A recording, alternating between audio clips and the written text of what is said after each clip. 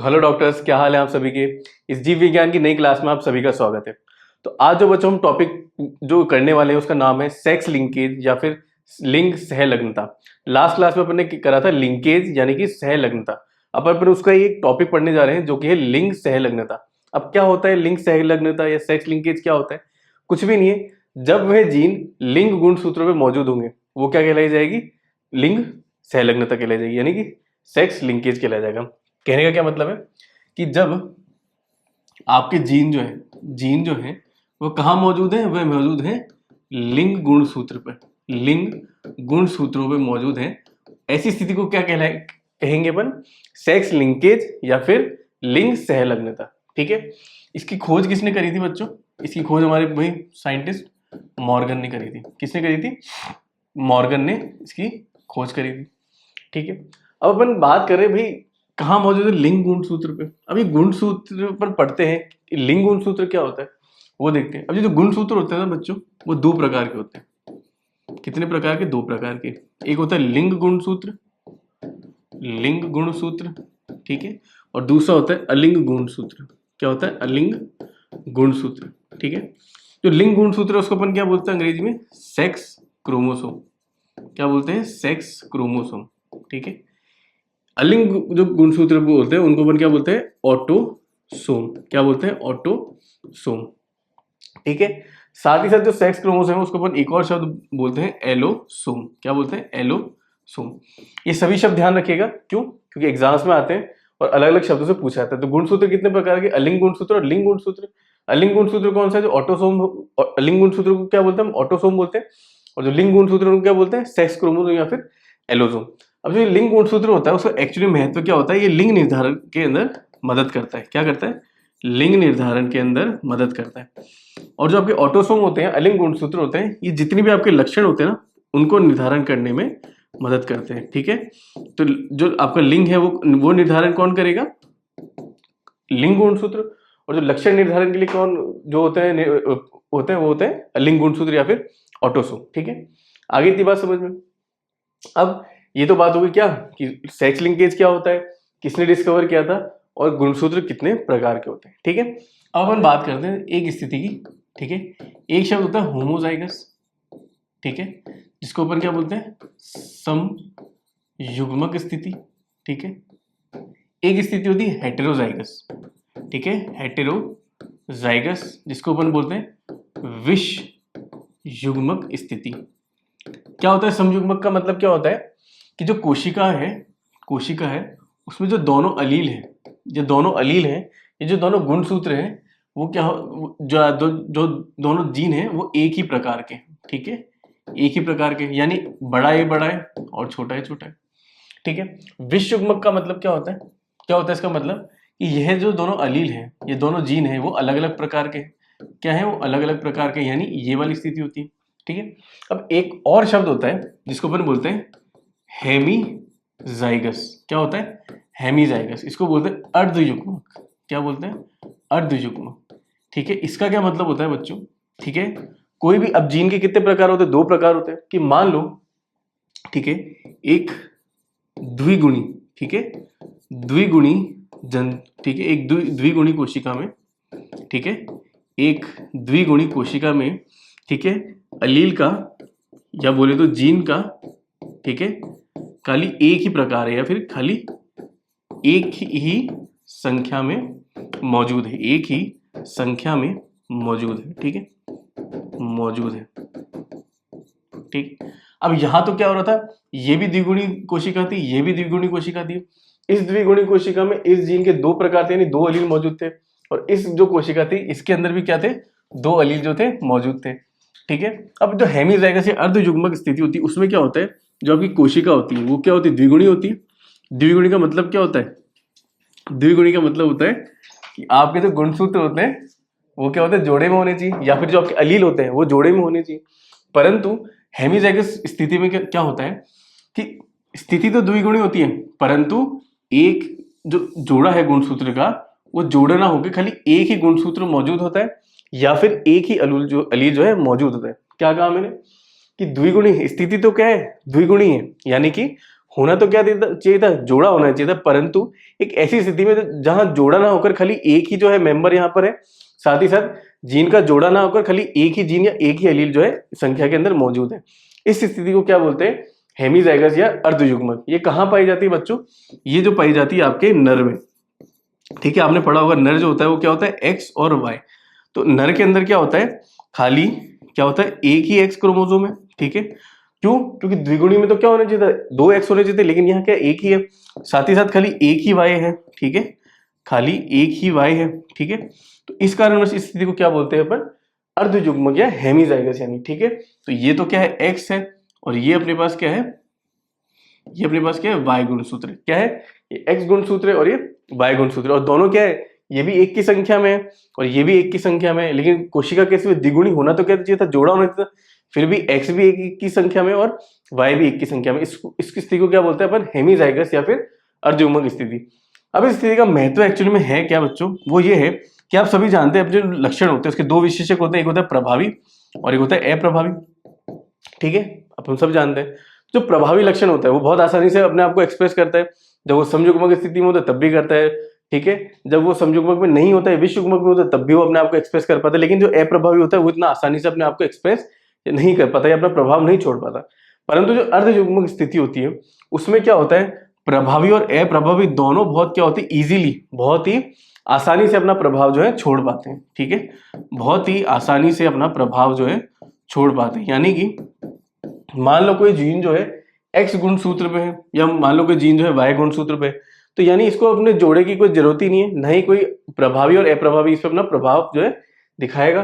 तो प्रभावी भी अपना जो लक्षण दिखा पाएगा और अप्रभावी भी अगर मौजूद होगा तो अपना लक्षण दिखा पाएगा। क्यों, क्योंकि उसके पर प्रभाव डालने वाला कोई दूसरा जो जोड़ा है या दूसरा जो जीन है, दूसरा जो अलील है वो मौजूद ही नहीं, खाली एक ही अलील है। अब या तो वो प्रभावी होगा या अप्रभावी होगा। प्रभावी तो अपना प्रभाव दिखाएगा ही दिखाएगा, परंतु अगर वो अप्रभावी है, क्योंकि अब इस अर्धयुग्मक स्थिति में क्या है, खाली एक ही अलील मौजूद है, तो एक वो जो अलील है वो अप्रभावी है, दूसरा अलील मौजूद ही नहीं है, तो उसका प्रभाव रोकने वाला यानी प्रभावी अलील तो मौजूद ही नहीं है, तो अप्रभावी अलील क्या करेगा, अपना प्रभाव छोड़ पाएगा। तो उसका महत्व क्या है, जो अप्रभावी जो लक्षण है वो भी आसानी से प्रभाव जो है दिखा पाते हैं। ठीक है, तो ये चार चीजें अपने इंट्रोडक्शन में पढ़ी कि सेक्स लिंकेज क्या होता है, किसने इसका जो है खोज करी, कितने प्रकार के गुणसूत्र होते हैं, एक होता है अलिंग और लिंग गुणसूत्र होते हैं, और चौथी चीज हमने पढ़ी हेमीजाइगस या अर्धयुग्मक स्थिति, कि यानी एक द्विगुणी कोशिका में एक जो जीन का जोड़ा है उसका खाली एक ही जो है मेंबर या सदस्य जो है मौजूद होता है।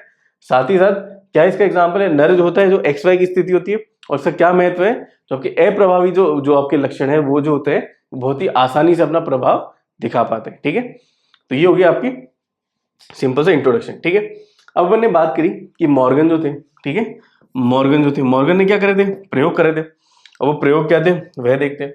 ठीक है, तो मॉर्गन थे अपने वैज्ञानिक, क्या बनते, मॉर्गन ने किसके प्रयोग किया था, ड्रोसोफिला के ऊपर, किसके, ड्रोसोफिला। ठीक है, हिंदी में भी इसको ड्रोसोफिला ही बोलते हैं। अब ड्रोसोफिला में उसने क्या देखा था, उसकी आंखों का रंग देखा था। क्या देखा था, आंखों का रंग। ठीक है, आंखों का रंग उसने देखा था। अब आंखों का रंग है तो दो विशेषक होंगे, तो आंखों के रंग के दो विशेषक थे, एक था लाल और एक था सफेद। ठीक है, जो लाल था वो तो क्या था, प्रभावी, और जो सफेद था वो क्या था, अप्रभावी था। ठीक है, बिल्कुल भाई, आगे बात समझ में। अब उसने क्या करे, उसने 3 प्रयोग किए, पहला प्रयोग, दूसरा प्रयोग और तीसरा प्रयोग। ठीक है, पहले प्रयोग में उसने क्या लिए, ठीक है, उसने क्या करे, 3 प्रयोग करे, और उसके प्रयोग क्या थे, ये थे।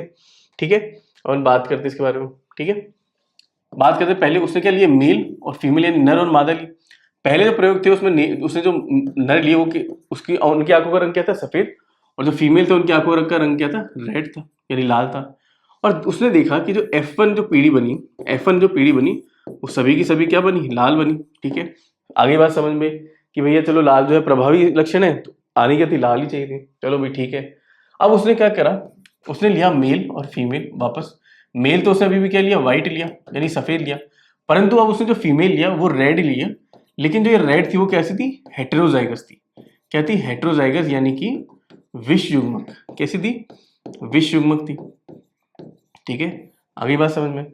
अब इसको जो परिणाम मिला वो क्या मिला, उसको परिणाम, जो F1 पीढ़ी थी उसके अंदर जो रेड और व्हाइट जो लक्षण था, ठीक है, रेड और जो व्हाइट लक्षण था 1:1 के अनुपात में है। ये भी चलो समझ में आ जाता है, क्योंकि ऐसे ही स्थिति में ऐसा ही होता है कि जब विषम युग्मक स्थिति होती है तो दोनों लक्षण आपको देखने को मिलेंगे 1:1 के अनुपात में, अपन पहले भी कर चुके।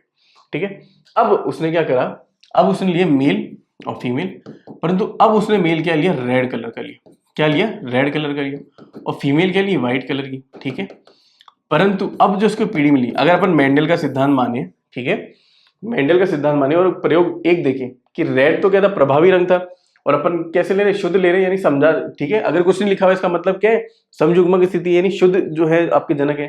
ठीक है, तो अगर दोनों शुद्ध होते तो ये क्या होना चाहिए था, लाल होना चाहिए था, परंतु उसको लाल नहीं मिला, उसको क्या मिला, रेड और व्हाइट दोनों मिले, और किसने अनुपात में मिले, 1:1 के ही अनुपात में मिले। ठीक है, 1:1 के अनुपात में ही मिले। तो अगर अपन देखें प्रयोग 1 और प्रयोग 2 को, ठीक है, अगर अपन मेंडल के सिद्धांत को माने कि प्रभावी एलील अपने ही अपना प्रभाव छोड़ते और प्रभावी एलील कौन सा था, लाल रंग था। ठीक है, इन दोनों जो प्रयोग है, ये जो दोनों प्रयोग है, इसमें क्या था, दोनों के दोनों जो जनक थे वो कैसे थे, समयुग्मक थे और शुद्ध थे। एक में तो क्या था, व्हाइट और रेड, और इसमें क्या था, रेड और व्हाइट। अपन ने क्या करा था, इसको क्या बोलते हैं अपन, व्युत्क्रम क्रॉस या फिर रेसिप्रोकल क्रॉस बोल सकते हो। ठीक है, तो मेंडल के सिद्धांत के अनुसार क्या होता था कि आपका व्युत्क्रम क्रॉस के अंदर जो, या फिर आपका रेसिप्रोकल क्रॉस है, उसके अंदर रिजल्ट चेंज नहीं होता। क्यों, क्योंकि प्रभावी एलील जो होता है अपना प्रभाव हमेशा छोड़ पाता है। तो यहाँ क्या देखने को मिला, अपना जो रिजल्ट था वो क्या होगा, चेंज हो गया। अपना जो रिजल्ट था वो क्या हो गया, बदल गया, चेंज हो गया। ठीक है, आगे बात समझो। ऐसी स्थिति अपन ने एक जगह और देखने को मिली थी, जहां व्युत्क्रम क्रॉस की वजह से क्या होता, रिजल्ट चेंज होता था। वो क्या था, कोशिका द्रव्य वंशागति। ठीक है, अब एक चीज और देखो, अब पहले, दूसरे और तीसरे तीनों को एक साथ देखो। कोशिका द्रव्य वंशागति क्या होती है, जो आपकी माता के अंदर जो लक्षण होते हैं वही जो लक्षण होते हैं संतानों में जाते हैं। ठीक है, किस वजह से, कोशिका अंगों की वजह से, या तो माइटोकॉन्ड्रिया होगा या फिर प्लास्टिड होगा। होता यह था कि जो जो माता के अंदर लक्षण होगा वही उसकी संतान के अंदर लक्षण भी देखा जाता था। अब यहाँ देखो, यहाँ मादा रेड है, यहाँ तो बच्चे क्या है, रेड है, चलो ठीक है। यहाँ मादा रेड है लेकिन बच्चे क्या है, रेड और व्हाइट दोनों है।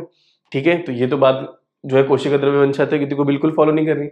तीसरा देखो, जब अपन ने व्युत्क्रम क्रॉस कराया, ठीक है, व्युत्क्रम क्रॉस कराया, उसमें भी देखो अपन ने अब क्या करी, फीमेल व्हाइट ले ली। ठीक है, लेकिन अपना जो कोशिका द्रव्य वंशागति कहता है वो क्या कहता है, माता के जैसे रिलेशन जो होते हैं, लक्षण होने चाहिए। अब यहाँ मादा पर सफेद कर दी, लेकिन फिर भी अपने को लाल और सफेद दोनों देखने को मिल रहे हैं। तो यानी कि क्या है, ये कोशिका द्रव्य जो, ठीक है, कोशिका द्रव्य वंशागति भी नहीं है। ठीक है, वह भी ये नहीं हो सकती। क्यों, क्योंकि पहली बात तो मादा के जैसे लक्षण देखने को नहीं मिल रहे सब में। ठीक है, और जो रिजल्ट है यहाँ पर वो बदल गया। ठीक है, उस वजह से क्या हो गया, ये कोशिका द्रव्य वंशागति भी नहीं है। ठीक है, तो यही अपन ने यहाँ पे पढ़ा कि मॉर्गन के प्रयोग में क्या, ड्रोसोफिला की आंखों का रंग, किसका रंग, ड्रोसोफिला की आंखों का रंग, तो उसने अध्ययन किया। ठीक है, लाल जो था वो प्रभावी था और सफेद क्या था, अप्रभावी था। 3 प्रयोग करे, पहला, दूसरा, तीसरा। पहले में जो उसने नर लिया वो कैसे लाल, सफेद, और जो मादा ली वो कैसी थी, लाल, और दोनों की वजह से क्या मिले उसको, सभी के सभी लाल मिले। ठीक है, मिलने ही था। दूसरे प्रयोग में उसने क्या लिया, नर तो क्या लिए, सफेद ही लिए, लेकिन मादा के लिए उसने हेटेरोजाइगस रेड या फिर विष युग्मक लाल, ठीक है, या फिर विष युग्मक लाल ली उसने। इन दोनों से इसको क्या मिला, रेड और व्हाइट दोनों संतानें मिली, किसके अनुपात में, 1:1 के अनुपात में। फिर उसने तीसरा प्रयोग किया, तीसरे प्रयोग में उसने क्या करा, लिंग बदल दिया। अब मेल तो कैसा लिया उसने, लाल लिया, और फीमेल कैसी ली, सफेद, और फिर भी उसको दोनों क्या रिजल्ट देखने को मिला, रेड/व्हाइट जो थे 1:1 के अनुपात में नहीं है। ठीक है, अब ये ऑटोसोम विरासत नहीं है, या फिर ये मेंडल के नियम को फॉलो नहीं करता। ठीक है, मेंडल के नियम को फॉलो नहीं करता है। और इससे एक और पॉइंट पता चलता है कि मेंडल के जो नियम थे वो कौन से गुणसूत्रों के लिए थे, ऑटोसोम या अलिंग गुणसूत्रों के लिए थे। ठीक है, तो मेंडल के जो नियम थे वो किसके लिए थे, अलिंग गुणसूत्रों के लिए थे, ना कि लिंग गुणसूत्रों के लिए। ठीक है, तो एक ऑटोसोम विरासत नहीं है, फिर मेंडल के प्रयोग को, जो मेंडल के सिद्धांत उसको फॉलो नहीं कर रहा है। क्यों, क्योंकि प्रयोग 1 और 3 में परिणाम बदले, और प्रयोग 3 का परिणाम भी लाल होना चाहिए था, लेकिन ये नहीं था। क्यों, क्योंकि यहाँ पर ने व्युत्क्रम करा, इसका भी लाल आना चाहिए था, लेकिन लाल नहीं है, तो ये मेंडल को फॉलो नहीं कर रहा।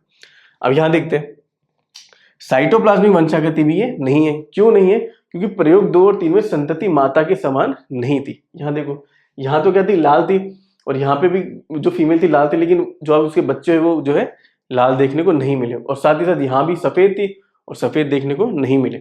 इसलिए ठीक है, जो प्रयोग था उससे हमको ये पता चला कि ये जो आपका लक्षण है, ये ना तो अलिंग गुणसूत्र पे, यानी ना कि ऑटोसोम पे, और ना ही आपके कहाँ है, साइटोप्लाज्म में। ठीक है, यानी कि ये वाली स्थिति, ठीक है, कि ये ना तो इसके लिंग, ना तो ये, ठीक है, ये आपका केंद्रक हो गया कि ना तो ये ऑटोसोम पे है, ठीक है, ना तो ये ऑटोसोम पे है, ठीक है, ऑटोसोम पे भी नहीं, और ना ही ये क्या है साइटोप्लाज्म में या कोशिका द्रव्य, दोनों जगह नहीं है। तो भैया लक्षण आया कहाँ से? तो यह लक्षण जो था मॉर्गन ने पाया, ये जो लक्षण था वह कहाँ से आया? वह आया आपके लिंग गुणसूत्रों से। लिंग गुणसूत्रों से। किससे? लिंग गुणसूत्रों से। तो इस लक्षण को क्या बोलते हैं? ठीक है, सेक्स लिंक्ड कैरेक्टर, ठीक है, सेक्स लिंक्ड कैरेक्टर, ठीक है, यानी कि वह लक्षण जो लिंग गुणसूत्रों पे या लिंग गुणसूत्र जो उनको निर्धारित करता है, ठीक है, निर्धारित करता है, ठीक है। आगे बात समझ में? क्यों? क्योंकि ये जो लक्षण था लिंग गुणसूत्र मौजूद है, यानी कि इसको क्या बोलते हैं? सेक्स लिंक कैरेक्टर, यानी कि मतलब है लिंग गुणसूत्र इनके जो लक्षण है उनको निर्धारित करते हैं, ठीक है। अब ये जो अपना लक्षण था, कौन सा लक्षण था? आंखों का रंग, ठीक है, आंखों का जो रंग था, आंखों का जो रंग था किसका? ड्रोसोफिला का। ड्रोसोफिला की जो आंखों का रंग था वह क्या था? एक्स लिंक कैरेक्टर था। क्या था? एक्स लिंक्ड लक्षण था। मतलब क्या हुआ? मतलब क्या हुआ? इसके जो जीन है वो कौन से गुणसूत्र में है? एक्स गुणसूत्र पे, ठीक है, एक्स गुणसूत्र पे जो है मौजूद है, ठीक है। अब इसके दो विशेषक थे, एक था लाल और एक क्या था? सफेद, ठीक है। लाल तो क्या था? प्रभावी था, और ये सफेद क्या था? अप्रभावी था, ठीक है। अब हम जानते हैं सबको संबोधित करते हैं, अब अपन पहले पढ़ते संबोधित कैसे करते? एक ही शब्द को लेकर करते, एक को बड़ा लेते और एक को क्या लेते? छोटा लेते। अब जब अपन लिंग गुणसूत्रों की बातें करते हैं, एक तो क्या होगा? एक्स होगा और एक होगा वाई होगा। तो यहाँ पे अपन क्या करते हैं? जो भी गुणसूत्र है, जिस गुणसूत्र पे वो मौजूद है उसको लिखते हैं। जैसे एक्स गुणसूत्र पे, तो दोनों में अपन क्या लिखेंगे? एक्स लिखेंगे। अब अपन क्या करेंगे? संबोधन करेंगे। संबोधन कैसे करेंगे? मान लो मैं इसको आर से संबोधित करूंगा, इसको स्मॉल आर से, ठीक है। या फिर जो ज्यादातर किताबों में लिखा होगा वो आपको ऐसा देखने को मिलेगा, इसको लिखते हैं प्लस से और इसको लिखेंगे स्मॉल आर से या छोटे आर से लिखेंगे, ठीक है। तो प्रभावी होगा उसको प्लस से डिनोट कर देंगे अपन, और जो अप्रभावी होगा उसको स्मॉल आर से डिनोट कर देंगे, ठीक है। कुछ नहीं है, बस एक संबोधन का करने का तरीका है। मतलब वही रहेगा, एक्स प्लस का मतलब क्या है? प्रभावी लक्षण, और एक्स आर का मतलब क्या है? अप्रभावी लक्षण। और एक्स क्या बता रहा है कि ये जो लक्षण है या ये जो जीन है कहाँ स्थित है? एक्स गुणसूत्र पे स्थित है, ठीक है। अब अपने पास क्या है? या तो क्या है? एक्स प्लस है या फिर एक्स आर है। ये तो क्या है? प्रभावी है और ये अप्रभावी है। तो इसके आधार पे अपन क्या बना सकते हैं? जीनोटाइप बना सकते हैं। अब अपन जानते हैं जो मादा होती है, ठीक है, मादा जो होती है ड्रोसोफिला के अंदर, उसमें जो लिंग गुणसूत्र होते हैं उसमें वो क्या होते हैं? एक्स एक्स होते हैं। और जो नर होता है ड्रोसोफिला के अंदर, उसके अंदर जो लिंग गुणसूत्र होते हैं वो क्या होते हैं? एक्स और वाई होते हैं, ठीक है। इतनी बात आ गई आपको समझ में? ठीक है। अब इसके क्या क्या कॉम्बिनेशन बन सकते हैं? या तो क्या हो सकता है? दोनों क्या होते हैं? प्रभावी हो। या क्या हो सकता है? एक प्रभावी हो और एक अप्रभावी हो, या फिर दोनों अप्रभावी हो, ठीक है। मेल के अंदर क्या हो सकता है? या तो क्या होगा? एक्स प्रभावी होगा और वाई पे तो क्या है? ये मौजूद ही नहीं है। कौन से कैरेक्टर है? ये एक्स लिंक कैरेक्टर, यानी एक्स गुणसूत्र पे है, वाई पे तो है ही नहीं, तो वाई पे तो हम कुछ नहीं लिखेंगे। या फिर क्या हो सकता है? ये अप्रभावी हो सकता है और वाई पे क्या होगा? वापस से कुछ नहीं होगा। क्यों? क्योंकि जो जीन है या गुणसूत्र है सॉरी जीन है या जो लक्षण है वो कौन से गुणसूत्र पे? एक्स गुणसूत्र पे। अब मान लो ये वाली स्थिति है, तो ये कैसी? यहाँ पे क्या होगा? कैसी होगी फिनोटाइप? लाल होगी। यहाँ पे भी क्या होगा? लाल होगा, ठीक है। और यहाँ पे क्या होगा? सफेद होगा, सफेद होगा। ये कैसी स्थिति है? समयुग्मक स्थिति है। ये कैसी स्थिति है? विषयुग्मक स्थिति है। और ये कैसी स्थिति है? समयुग्मक स्थिति है। ये वाली बताओ, ये क्या होगी? लाल होगी सफेद? ये होगी लाल, ठीक है। और ये क्या होगा? सफेद। अब बताओ ये क्या स्थिति है? ठीक है, वो तो क्या है? समयुग्मक, विषयुग्मक, यानी होमोजाइगस, हेटेरोजाइगस। अभी मैंने स्टार्टिंग में बोला मेल क्या होते हैं? एक्स वाई स्थिति क्या होती है? ये होती है अर्धयुग्मक स्थिति, यानी हेमीजाइगस। तो ये दोनों क्या है? अर्धयुग्मक स्थिति में। किसमें है? अर्धयुग्मक यानी हेमीजाइगस स्थिति में। और इन दोनों का महत्व क्या है कि जो आपके अप्रभावी जो अलील है या प्रभावी अलील है, दोनों के दोनों ही बहुत ही आसानी से अपना प्रभाव जो है छोड़ पाएंगे, ठीक है।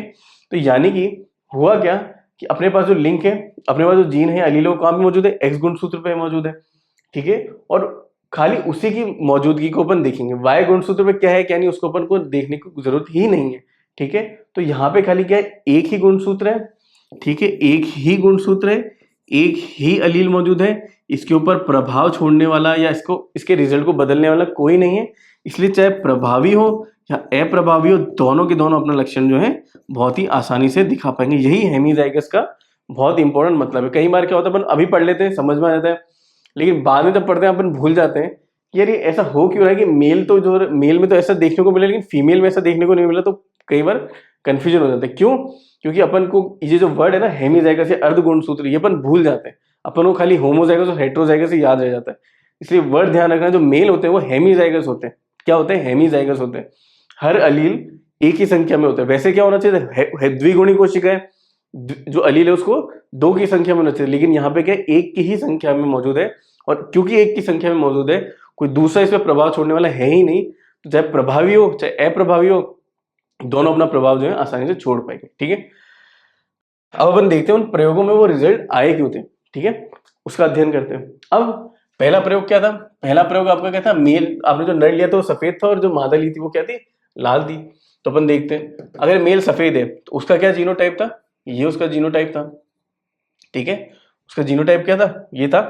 ठीक है, इसको अपन W से डिनोट करते हैं। ठीक है, W से डिनोट करो उसको, आपको अच्छे से समझ में आ जाएगा। ठीक है, किसी से भी डिनोट कर सकते हैं अपन, उससे कोई दिक्कत की बात नहीं है। ठीक है, यहाँ पे भी था, इसको अपन W से जो है इसको कर दें ताकि आपको समझने में आसानी रहे। W मतलब व्हाइट और X प्लस मतलब रेड। ठीक है, इसको अपन ने XW करा, तो मेल का क्या जीनोटाइप हो गया? ये जीनोटाइप हो गया। अब फीमेल कैसी है? लाल है। ठीक है, कुछ नहीं लिख रखा, यानी ये समयुग्मक स्थिति है। ठीक है, तो यानी फीमेल की स्थिति क्या है? ये वाली स्थिति है। जनक आ गए आपके पास। ठीक है, ये दोनों आपके पास क्या है? जनक है। अब इनसे क्या बनेगा आपके पास? युग्मक बनेंगे या नहीं बनेंगे? बिल्कुल बनेंगे। क्या बनेंगे? यहाँ से कितने, ये एक X प्लस है और ये X प्लस, तो यहाँ पे से क्या युग्मक बनेगा? खाली एक ही युग्मक बनेगा। और यहाँ से क्या होंगे? 2 युग्मक बनेंगे, एक बनेगा XW और एक बनेगा Y। ठीक है, जब भी अपन एक ही लक्षण या एक ही गुणसूत्र का अध्ययन करते हैं तो वहां पर जो युग्मक बनाते हैं बहुत आसानी से बनाते हैं कि या तो ये जाएगा या फिर ये जाएगा। ठीक है, बहुत पहले अपन पढ़ चुके हैं। ठीक है, अपन क्या करेंगे? इससे युग्मनज बनाएंगे। क्या बनाएंगे? युग्मनज। ठीक है, वही अपन पुन्नेट स्क्वायर मेथड। तो नर पहले यहाँ तो क्या लिखेंगे? अपन नर के लिखेंगे, और यहाँ पे क्या लिखेंगे? ये तो अपन ने क्या लिख दिया? नर के लिख दिए। और यहाँ पे अपन क्या करेंगे? मादा के लिखेंगे। तो यहाँ पे क्या बनेगा? X प्लस और XW बनेगा। ठीक है, और यहाँ पे क्या बनेगा? X प्लस और Y। तो ये वाली स्थिति है, ये प्रभावी है और ये अप्रभावी स्थिति है। दोनों मिलके क्या बनाएंगे? ये लाल करेगा सफेद, लेकिन लाल क्या प्रभावी, तो बनेगा लाल। ठीक है, ये स्थिति देखो, ये क्या है? अर्धयुग्मक स्थिति या फिर हेमीजाइगस स्थिति। यानी ये Y का तो कोई रोल ही नहीं, अपन सिर्फ X के पे कौन सा जीन मौजूद है वो देखेंगे, और X पे क्या है? प्रभावी लाल है, तो ये भी कैसा होगा? लाल कलर का होगा। इसलिए सारी की सारी क्या देखने को मिली आपको? लाल देखने को मिली। आगे चलते हैं। ठीक है, अब उसने क्या लिया? मेल वापस व्हाइट लिया, तो इसका जीनोटाइप क्या रहेगा? अभी भी यही रहेगा। ठीक है, लेकिन मादा क्या ली इसने? हेटेरोजाइगस रेड या फिर विष युग्मक। ठीक है, विष युग्मक। कौन से प्रयोग में? दूसरे वाले प्रयोग में। ठीक है, दूसरे वाले प्रयोग में। तो यानी इसका जीनोटाइप क्या होगा आपका? X प्लस और XW। ठीक है, क्यों? क्योंकि ये विष युग्मक स्थिति है। अब अपन वापस यहाँ से क्या बनेंगे? ये तो जनक हो गए, अब युग्मक बनाते हैं। ठीक है, यहाँ से या तो ये युग्मक बनेगा या फिर ये युग्मक बनेगा।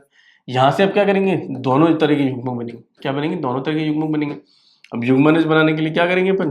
पुन्नेट स्क्वायर मेथड करेंगे। वही करते हैं। तो ये XW पहले मेल के लिख लिए, और यहाँ पे क्या अपन लिखे? मेल के लिखिए, और यहाँ पे क्या करेंगे अपन? फीमेल के लिखेंगे। ठीक है, फीमेल के कौन से हैं? X प्लस और XW। बनाओ, या कॉम्बिनेशन बनेगा, यहाँ बनेगा X प्लस और XW बनेगा, यहाँ X प्लस और Y बनेगा, यहाँ बनेगा XW बनेगा। ठीक है, और यहाँ पे क्या बनेगा? XW और Y। ठीक है, ये कैसा होगा बताओ? X प्लस और XW मिलकर क्या बनाएंगे? लाल बनाएंगे, नहीं बनाएंगे? क्यों? क्योंकि लाल जो है वो प्रभावी लक्षण है। तो ये लाल बनाए इन्होंने। बताओ ये क्या बनेंगे? ये लक्षण कैसा है? X लिंग लक्षण है, तो खाली X का अध्ययन करेंगे, Y से कोई लेना देना ही नहीं है। क्यों? क्योंकि हेमीजाइगस स्थिति है, जो अलील है वो खाली एक की संख्या में, और वो कहाँ मौजूद है? X पे मौजूद है, तो खाली उसी को देखेंगे। तो यहाँ पे कौन सा अलील है? प्लस वाला अलील, डोमिनेंट अलील है, तो ये भी कैसा होगा? लाल होगा। ये वाली स्थिति देखो, दोनों के दोनों XW है, तो ये तो क्या होना? वाइट ही होना है। ठीक है, बिल्कुल सही बात है। अब ये देखो, ठीक है, Y को तो देखना ही नहीं है, X को देखो, X पे कौन सा है? Y अलील है, तो Y क्या करा रहा है? व्हाइट करा रहा है। तो नहीं, रेड और व्हाइट का क्या अनुपात रहेगा? ठीक है, रेड कितने बन रहे? 2, और व्हाइट भी कितने? 2। इसको सॉल्व करेंगे तो कितना है? 1:1 आया नहीं है, और वही उसको देखने को मिला था। तो ये इसका रीजन है। क्यों? क्योंकि जो लक्षण है वो X गुणसूत्र पे, ना कि ऑटोसोम पे, और ना ही यहाँ पे कोशिका द्रव्य के अंदर है। ठीक है, अब ये वाला एक्सपेरिमेंट देखो। अब मेल क्या है? लाल है। अब मेल का जीनोटाइप क्या होगा? मेल का जीनोटाइप होगा X प्लस और Y। क्यों? क्योंकि मेल के जो लिंग गुणसूत्र होते हैं वो XY होते हैं।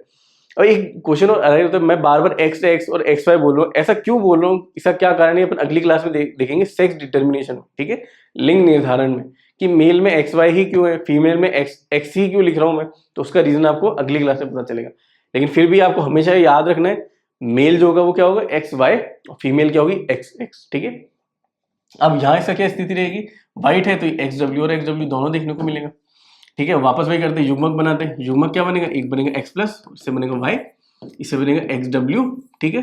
क्यों, क्योंकि दोनों अली सेम ही है तो एक ही तरह का युग्मक बनेगा, तो अपन क्या लिखते हैं एक्स डब्ल्यू बना, ठीक है। वापस भी करेंगे दोनों की, पहले मेल के युग्मक यहाँ लिख देते हैं, फिर यहाँ पे अपन क्या करेंगे मादा के युग्मक, ठीक है। ये स्थिति बन गई, कंबाइन करते हैं इनको, यहाँ पे तो क्या बनेगा ये बनेगा, और यहाँ पे क्या बनेगा ये बनेगा, ठीक है।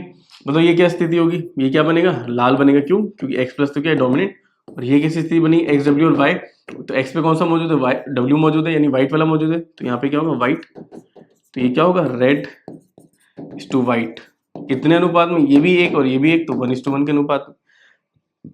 आ गया आपका आंसर कि यहाँ पे रेड इज व्हाइट 1:1 क्यों आया, जबकि आना क्या चाहिए था सारे के सारे लाल आने चाहिए, लेकिन आया क्या आपका answer red is to white 1:1 के अनुपात में आए थे, ठीक है। तो यही मॉर्गन ने आपके प्रयोग किए थे, कि मॉर्गन ने क्या किसका लक्षण लिया था, ड्रोसोफिला की आंखों का रंग लिया था, उसने 3 प्रयोग किए थे, जहां पे उसे पता चला कि ये जो लक्षण था ये ना तो मेंडल के नियमों को फॉलो कर रहे हैं, ना ही ये अलिंग गुणसूत्र यानी ऑटोसोम पे मौजूद है, और ना ही ये कोशिका द्रव्य वंशागति को फॉलो कर रहा है। यह जो लक्षण था ये कहाँ मौजूद था, ये लिंग गुणसूत्र में मौजूद था, और यह जो लक्षण इसने लिया था ये कौन से लिंग गुणसूत्र में था, एक्स लिंग गुणसूत्र में देखने को मिला। तो यहीं से इसने क्या कंसेप्ट निकाला है, क्या सिद्धांत निकाला, इसने निकाला कि कुछ लक्षण जो होते हैं वो कौन से गुणसूत्र में, लिंग गुणसूत्र में मौजूद होते हैं, और इनको क्या बोलते हैं अपन लिंग सहलग्नता या फिर सेक्स लिंकेज, ठीक है। आगे चलते हैं। तो अब अपन ने बात करी कि अपन क्या कंसेप्ट पढ़ रहे हैं, लिंग सहलग्नता या फिर सेक्स लिंकेज, या फिर ऐसे जीन जो लिंग गुणसूत्र पे होते हैं, ठीक है। तो इनकी भी क्या होगी वंशागति होगी। अब इनकी वंशागति कितने प्रकार की होती है वह देखते हैं, ठीक है। तो अपने क्या होते हैं, सबके दादा दादी होते हैं, फिर पेरेंट्स होते हैं, उनके क्या होते हैं ग्रैंड चिल्ड्रन या फिर पोते पोती होते हैं, ठीक है। तो ग्रैंड पेरेंट्स होते हैं, पेरेंट्स होते हैं, और ग्रैंड चिल्ड्रन या फिर पोते पोती होते हैं। अब मान लो आपके ग्रैंड पेरेंट्स है, ठीक है, यहां मैं लिख रहा हूं मादा और यहां मैं लिख रहा हूं नर, ठीक है। आगे बात सबको समझ में। अब मादा क्या होती है, मनुष्य के अंदर मादा, उसके अंदर जो लिंग गुणसूत्र है वो कौन से होते हैं, एक्स और एक्स होते हैं, ठीक है, एक्स और एक्स होता है। और जो मेल होता है वो क्या होता है, एक्स और वाई होता है, होता ही नहीं होता, बिल्कुल होता है, ठीक है। आगे बात समझे।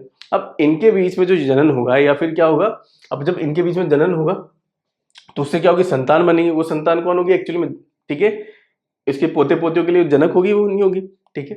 तो मान लो इनसे क्या क्या संतानें बनेगी वो देखते हैं, ठीक है। पहले अपन मेल की युग्मक लिखेंगे, या तो ये बनेगा या फिर ये बनेगा। तो मेल की युग्मक तो क्या हो गए एक्स और वाई हो गए, ठीक है। और फीमेल की युग्मक क्या बने, खाली एक्स ही बने, ठीक है, एक्स ही बने, ठीक है। तो यहाँ तो किसके युग्मक थे मेल के, और ये किसके युग्मक है मादा के, ठीक है। तो यहाँ तो क्या कॉम्बिनेशन बना एक्स एक्स और एक्स वाई, तो यहाँ से क्या बनी दो संतानें बनी, ठीक है। एक तो क्या बनी वापस फीमेल ही बनी, ठीक है, एक्स एक्स, और एक क्या बना वापस नर बना एक्स और वाई।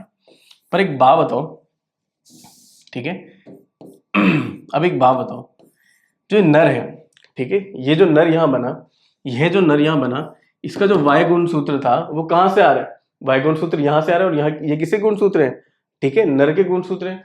तो ये जो वाई गुणसूत्र है वो इसको नर से मिला, ठीक है। परंतु उसका जो एक्स गुणसूत्र है ये कहाँ से आ रहा है, ये आ रहा है इस मादा से, ठीक है। मादा युग्मक इसको जो है गुणसूत्र दे रही है, यही ये एक्स गुणसूत्र है, यहाँ पर वो कहाँ से आ रहा है मादा से आ रहा है, नहीं आ रहा है, बिल्कुल आ रहा है। तो ये कहाँ से आ रहा है मादा से आ रहा है, ठीक है। अब इसको देखो, इस वाली स्थिति को देखो, इसमें जो एक एक्स गुणसूत्र है वो कहाँ से आ रहा है नर से आ रहा है, और एक जो एक्स गुणसूत्र है वो कहाँ से आ रहा है मादा युग्मक से आ रहा है। यानी कि यह स्थिति एक तो कहाँ से आ रहा है मादा से आ रहा है, और एक कहाँ से आ रहा है नर से आ रहा है। आगे बात समझ में, ठीक है। अब अपन क्या कराएंगे इसमें सिब मेटिंग कराएंगे, ठीक है।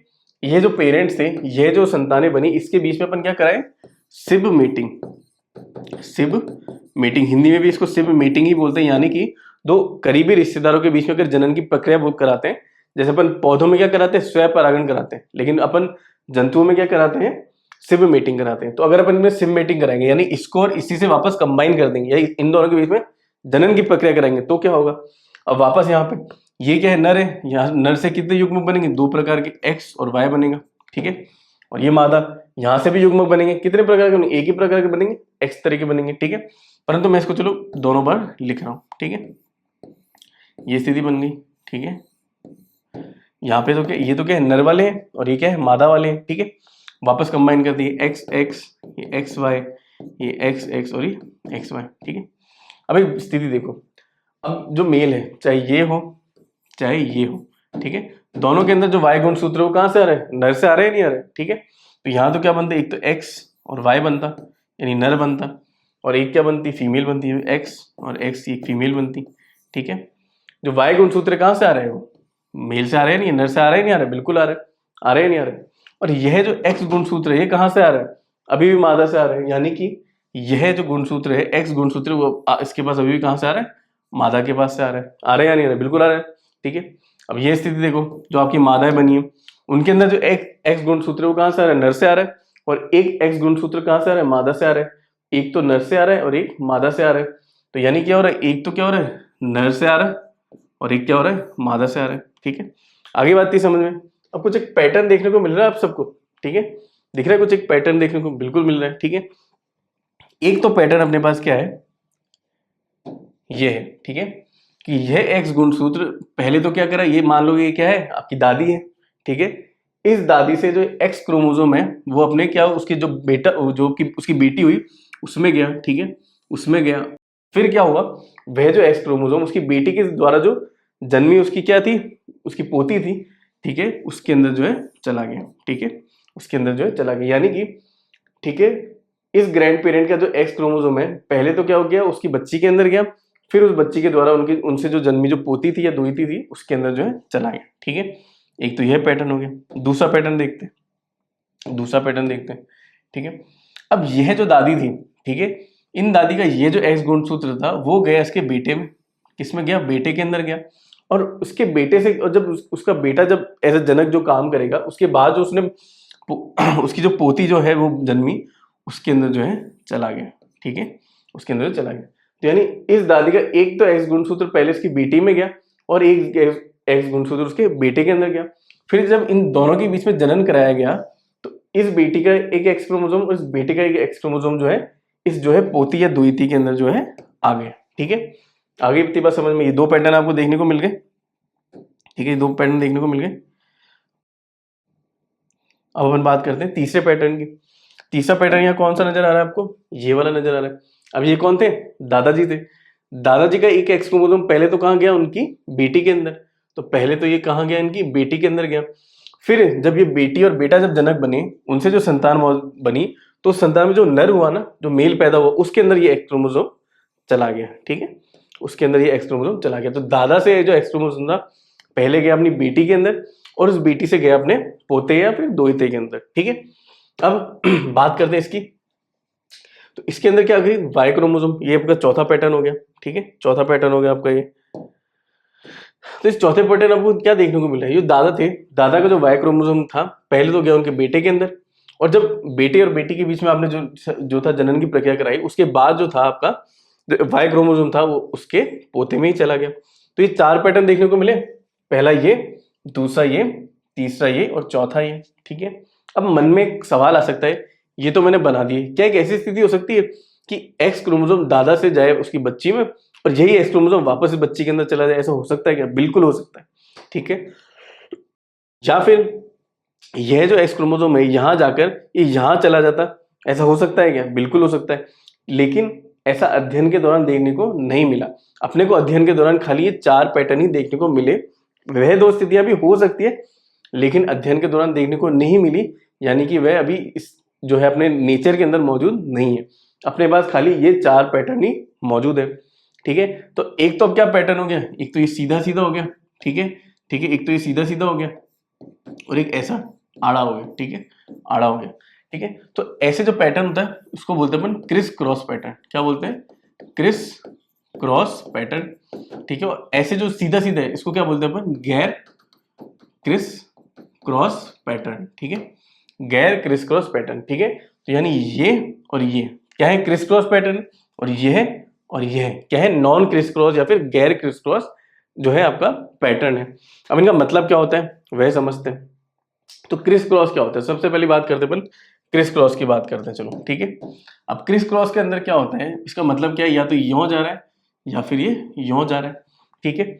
इसका मतलब ये है कि आपका जो ग्रैंड पेरेंट होगा, ठीक है, ग्रैंड पेरेंट होगा, ठीक है, और आपका जो ग्रैंड चाइल्ड होगा, ठीक है, जो आपका ग्रैंड चाइल्ड होगा, उन दोनों का जो लिंग है वो क्या है, समान है। मतलब ये दादा है तो ये पोता होगा, ये दादी है तो ये पोती होगी, ठीक है।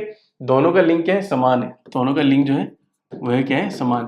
परंतु इनके बीच में आने वाला जो जनक बनेगा या बेटा या पेरेंट बनेगा, उसका जो लिंग होगा, ठीक है, उसका जो लिंग होगा, ठीक है, वो क्या होगा, अलग होगा, ठीक है, वो क्या होगा, अलग होगा। कहने का मतलब कि मान लो ये तो क्या है, दादा है, तो ग्रैंड चाइल्ड का लिंग तो क्या होना चाहिए था, समान होना चाहिए था, तो ये क्या होता, पोता होता। परंतु बीच में जो पेरेंट होता या बीच में जो जनक जो आता, वो क्या होता, अलग लिंग का होता, यानी कि क्या होती, यहाँ पे बेटी होती, ठीक है। तो यानी दादा, बेटी और पोता, या फिर दादी, बेटा और, ठीक है, क्या होती, पोती होती है यहाँ पे, ठीक है। तो यानी दो स्थितियां हो सकती थी, या तो क्या हो रहा था, दादा से कहा जाता, दादा से जो एक्स गुणसूत्र होता था वो पोते के अंदर जाता, किसके द्वारा, बेटी के द्वारा, ठीक है, बेटी के द्वारा। या फिर एक स्थिति बन सकती कि दादी जो थी वह अपनी पोती को जो थे एक्स गुणसूत्र या फिर जो गुणसूत्र दे रही होती, लेकिन किसके द्वारा, अपने बेटे के द्वारा, ठीक है। तो इसको जो क्या बोलते हैं, जो आपके बीच वाली जो है ना, उसके आधार पे बोलते हैं, ठीक है। इसको बोलते हैं डाई, ठीक है, इसको बोलते हैं डायजेनिक, ठीक है, डायजेनिक, डायाजेनिक, ठीक है। इसको क्या बोलते हैं अपन बीज वाले के आधार पे, डाया एंड्रिक, क्या बोलते हैं, डाया एंड्रिक, ठीक है। नाम है, याद रखना है, इंपॉर्टेंट ये क्रिस क्रॉस का मतलब ये है कि जो आपके ग्रैंड पेरेंट और ग्रैंड चाइल्ड है, उनका तो लिंक क्या है, समान है, लेकिन बीच में आने वाला जो पेरेंट था उसका जो लिंक क्या होगा, अलग होगा। यानी दादा से पोते के अंदर जा रहा है, लेकिन किसके द्वारा, बेटी के द्वारा, या फिर दादी से पोती के अंदर जा रहा है, लेकिन किसके द्वारा, बेटे के द्वारा। तो ऐसी स्थिति को इस स्थिति को बोलते हैं डायाजेनिक, और इस स्थिति को बोलते हैं हम डाया एंड्रिक। ये कहाँ कहाँ देखने को मिल रहा था, एक तो यहाँ देखने को मिल रहा था, ये देखो, ये दादी, ये बेटा और ये पोती, ये दादा, बेटी और पोता। तो यानी क्या हुआ, ग्रैंड पेरेंट के तो लिंक क्या थे, समान, लेकिन बीच में आने वाले जनक के लिंक क्या हुए, बदल गए। कौन कौन दिखा रहे हैं, ये एक्स क्रोमोसोम यहाँ से यहाँ चला गया, ये एक्स क्रोमोसोम यहाँ से यहाँ देखने को चला गया। तो यानी कौन कौन दिखा रहे हैं, ये भी एक्स गुणसूत्र दिखा रहा है, और ये भी कौन दिखा रहा है, एक्स गुणसूत्र ही आपका दिखा रहा है, ठीक है। इसी के बाद दूसरी स्थिति क्या थी, गैर क्रिस क्रॉस, ठीक है, गैर क्रिस क्रॉस, ठीक है, जिसको अपन बोलते हैं नॉन क्रिस क्रॉस। क्या बोलते हैं अपन इसको, नॉन क्रिस क्रॉस, ठीक है। इसका मतलब क्या होता है, जो आपका ग्रैंड पेरेंट है, ठीक है, आपका जो ग्रैंड पेरेंट है, ठीक है, वह अपने ग्रैंड चिल्ड्रन को गुणसूत्र जो देता है, ठीक है, किसके द्वारा, ठीक है, किसके द्वारा, एक ऐसे पेरेंट के द्वारा, ठीक है, जिन तीनों का लिंक है समान, यानी कि आपके ग्रैंड पेरेंट और ग्रैंड चिल्ड्रन का तो लिंक समान है ही है, ठीक है, इस दोनों का लिंक क्या है, समान है ही है। परंतु जो बीच में आने वाला जो पेरेंट है या फिर जनक है, उसका लिंग भी क्या है, समान है, ठीक है, उसका लिंग भी क्या है, समान है। यानी कि क्या हो गया, समान है, तीनों के तीनों का लिंग क्या है, समान है। यानी कि मान लो ये दादा होता तो दादा अपने बेटे को देता, और फिर बेटा अपने बेटा किसको देता, पोते को दे देता। या फिर यहाँ क्या होती, दादी होती तो दादी क्या करती, अपनी बेटी को देती, और वो बेटी किसको जो है वो गुणसूत्र देती, अपनी किसको देती, पोती को देती, ठीक है। तो यानी कि क्या हुआ, ग्रैंड पेरेंट का लिंग और ग्रैंड चाइल्ड का जो लिंक था वो तो सेम होना ही था, लेकिन जो बीच में आने वाला जो जनक था या पेरेंट था, उसका भी लिंक क्या हुआ, समान हुआ। यानी वापस दो स्थिति बनी। पहला तो क्या हुआ, दादी से गई उसकी बेटी में वो गुणसूत्र, फिर बेटी से कहाँ गया, पोती में। दूसरी स्थिति क्या थी, दादा से गया बेटे के अंदर, ठीक है, और बेटे से कहाँ गया, पोते के अंदर गुणसूत्र, ठीक है। इसको क्या बोलते हैं अपन, हॉलो, ठीक है, बीच वाली स्थिति के आधार पे जेनिक, ठीक है, हॉलोजेनिक। और इसको क्या बोलते हैं अपन, हॉलो एंड्रिक, ठीक है, हॉलो एंड्रिक बोलते हैं, ठीक है। बोलते हैं कहाँ देखने को मिल रहे हैं, यहाँ देखो, ठीक है। एक तो ये स्थिति थी जहां पे क्या हो रहा था, ये दादी, ये उसकी बेटी और उसकी पोती, तो यहाँ पे कौन हो रहा है, एक्स क्रोमोसोम। ये देखो, ये दादा, ये उसका बेटा और इसका पोता, यानी कौन सा हो रहा है यहाँ पे, वाई क्रोमोसोम। ठीक है, वाई क्रोमोसोम। कौन सा क्रोमोसोम, वाई क्रोमोसोम। तो यानी होलोजेनिक तो कौन दिखा रहा है, एक्स गुणसूत्र, परंतु होलो एंड्रिक कौन दिखा रहा है, वाई गुणसूत्र दिखा रहा है। ये बहुत बार सवाल पूछा गया है कि वाई गुणसूत्र कौन सा जो है आपका पैटर्न फॉलो करता है, वो होता है होलो एंड्रिक पैटर्न जो है फॉलो करता है। ठीक है, तो अपन ने क्या क्या पढ़ा, अपन ने पढ़ा जो एक्स गुणसूत्र है वह तो क्या हो रहा है, दोनों के दोनों पैटर्न फॉलो कर रहे हैं, क्रिस क्रॉस भी कर रहे हैं और गैर क्रिस क्रॉस भी कर रहे हैं। क्रिस क्रॉस में कौन कौन से थे, एक तो अपने पास क्या था, डाया एंड्रिक और डायाजेनिक। ठीक है, हिंदी में भी यही नाम है। और जो गैर क्रिस क्रॉस था वो क्या था, होलोजेनिक। ठीक है, ये तीन पैटर्न फॉलो कर रहा था। और जो वाई गुणसूत्र था, आपका जो वाई गुणसूत्र था वो खाली गैर क्रिस क्रॉस या फिर non criss cross pattern follow कर रहा था, और उसमें भी कौन सा, होलो एंड्रिक। ठीक है, कौन सा, होलो एंड्रिक। और इस पर बहुत बार सवाल पूछा भी गया है। ठीक है, आगे इतनी बात समझ में कि जो आपके लिंग गुणसूत्र है उन पे जो लक्षण मौजूद है, उनका जो वंशागति है वो कौन सा पैटर्न फॉलो करता है, वही ये सब चीजें अपन ने पढ़ी अभी। ठीक है, ठीक है, आगे बात समझ में कि आपके पास क्या था, दो पैटर्न होते हैं। और ये चीज हमेशा ध्यान रखना, ग्रैंड पेरेंट है और ग्रैंड चिल्ड्रन है। कई बार क्या होता है, कंफ्यूजन हो जाता है कि यार ये फिगर आया कहाँ से है। ठीक है, जैसे मैं भी जब पढ़ता था भूल जाता था कि यार ये तीन तीन जनरेशन कैसे आ गई, इसका मतलब क्या है। तो इसका मतलब ये ग्रैंड पेरेंट फिर ग्रैंड चाइल्ड है। ठीक है, यहाँ पर क्या करा रहे हैं, सिब मीटिंग करा रहे हैं। ठीक है, ये ग्रैंड पेरेंट फिर चाइल्ड। यहाँ पे तो क्या हो रही है, ये वंशागति यानी एक्स क्रोमोसोम की फीमेल से फीमेल में जा रहा है, यहाँ वाई क्रोमोसोम मेल से मेल में जा रहा है। एक जो फीमेल का एक्स क्रोमोसोम है पहले मेल में जाता है, फिर वापस फीमेल में चला जाता है, और मेल का एक एक्स क्रोमोसोम फीमेल में जाता है, फिर वापस फीमेल में चला जाता है। तो ठीक है, आगे की बात आप सबको समझ में, आगे चलते हैं। ठीक है, दो पैटर्न हो गए आपके। ठीक है, अब हम क्या पढ़ते हैं, ये जो आपका सेक्स लिंकेज होता है या फिर जो है लिंग जो आपकी सहलग्नता है, ये कितने प्रकार की आपको देखने को मिलती है। ठीक है, तो अभी अपन ने देखा कि जो आपकी मादा होती है उसमें तो क्या मौजूद होता है, खाली एक्स और एक्स मौजूद होता है। लेकिन जो आपका नर होता है, नर में क्या क्या मौजूद है, एक्स और वाई। ठीक है, तो अब जिसमें दो अलग अलग प्रकार के होंगे, यहाँ तो खाली एक ही प्रकार का मौजूद है और यहाँ पे क्या अलग अलग प्रकार के मौजूद है, तो अपन क्या करेंगे, इसी के आधार पे इसको पढ़ेंगे। ठीक है, कि एक्स और वाई के आधार पे देखेंगे कितने प्रकार के जो है जो आपको लिंक जो है सेक्स लिंकेज है देखने को मिलता है। ठीक है, तो इस आधार पे तीन प्रकार का होता है। ठीक है, तीन प्रकार का होता है। एक होता है एक्स लिंक्ड। ठीक है, यानी कि जो जीन कहाँ मौजूद है, जीन कहाँ मौजूद है, एक्स गुणसूत्र पे। वाई लिंक्ड, जीन कहाँ मौजूद है, वाई गुणसूत्र पे। और एक होता है एक्स और वाई लिंक्ड। ठीक है, एक्स और वाई लिंक्ड। ठीक है, अब इसी में कंसेप्ट होता है बच्चों को आपको समझना बहुत ज्यादा जरूरी है। वही होता है कि मान लो ये तो क्या है आपका एक्स गुणसूत्र। ठीक है, ये है आपका एक्स गुणसूत्र। ठीक है, एक्स गुणसूत्र और वाई गुणसूत्र अलग अलग चीजें हैं। ठीक है, एक्स गुणसूत्र वाई गुणसूत्र होते लिंग गुणसूत्र लेकिन होते अलग अलग है। ठीक है, ये तो क्या है आपका एक्स गुणसूत्र है और ये आपका क्या है, ये आपका है वाई गुणसूत्र। क्या है, वाई गुणसूत्र। ठीक है, अपन एक चीज पढ़ते हैं, होमोलोगस। क्या पढ़ते हैं, एक तो वर्ड होमोलोगस। ठीक है, और एक होता है हेटेरोलोगस। ठीक है, हेटेरोलोगस। होमोलोगस का मतलब क्या होता है, समजात। ठीक है, समजात। और हेटेरोलोगस का मतलब क्या होता है, गैर समजात। ठीक है, गैर समजात। क्या मतलब होता है इसका, एक्चुअली मतलब क्या होता है, जो दीन के दोनों जोड़े होते हैं। ठीक है, उसी को क्या बोलते हैं अपन, क्या बोलते हैं उसको, होमोलोगस क्रोमोसोम या फिर होमोलोगस गुणसूत्र क्या बोलते थे, वो जो जीन का जोड़ा था उसके दोनों हिस्सों को क्या बोलते हैं अपन, गुण क्या बोलते थे उसको, होमोलोगस है समजात। होता ये था, क्यों बोलते थे समजात, क्योंकि वो एक दूसरे के क्या है, आइडेंटिकल है। ठीक है, एक दूसरे के आइडेंटिकल है, मतलब अगर इस पे यहाँ ये जीन है तो यहाँ भी ये जीन होगा, यहाँ जीन है तो यहाँ भी ये जीन होगा, यहाँ ये जीन है यहाँ भी ये जीन होगा, यहाँ ये जीन है तो यहाँ भी ये जीन होगा। तो एक दूसरे की क्या है, मिरर इमेजेस है। क्या है, मिरर इमेजेस। फिर दूसरा वर्ड क्या होता है, हेटेरोलोगस या फिर गैर समजात। इसका मतलब क्या होता है, ये एक जीन का जोड़ा है और यह एक जीन का जोड़ा है।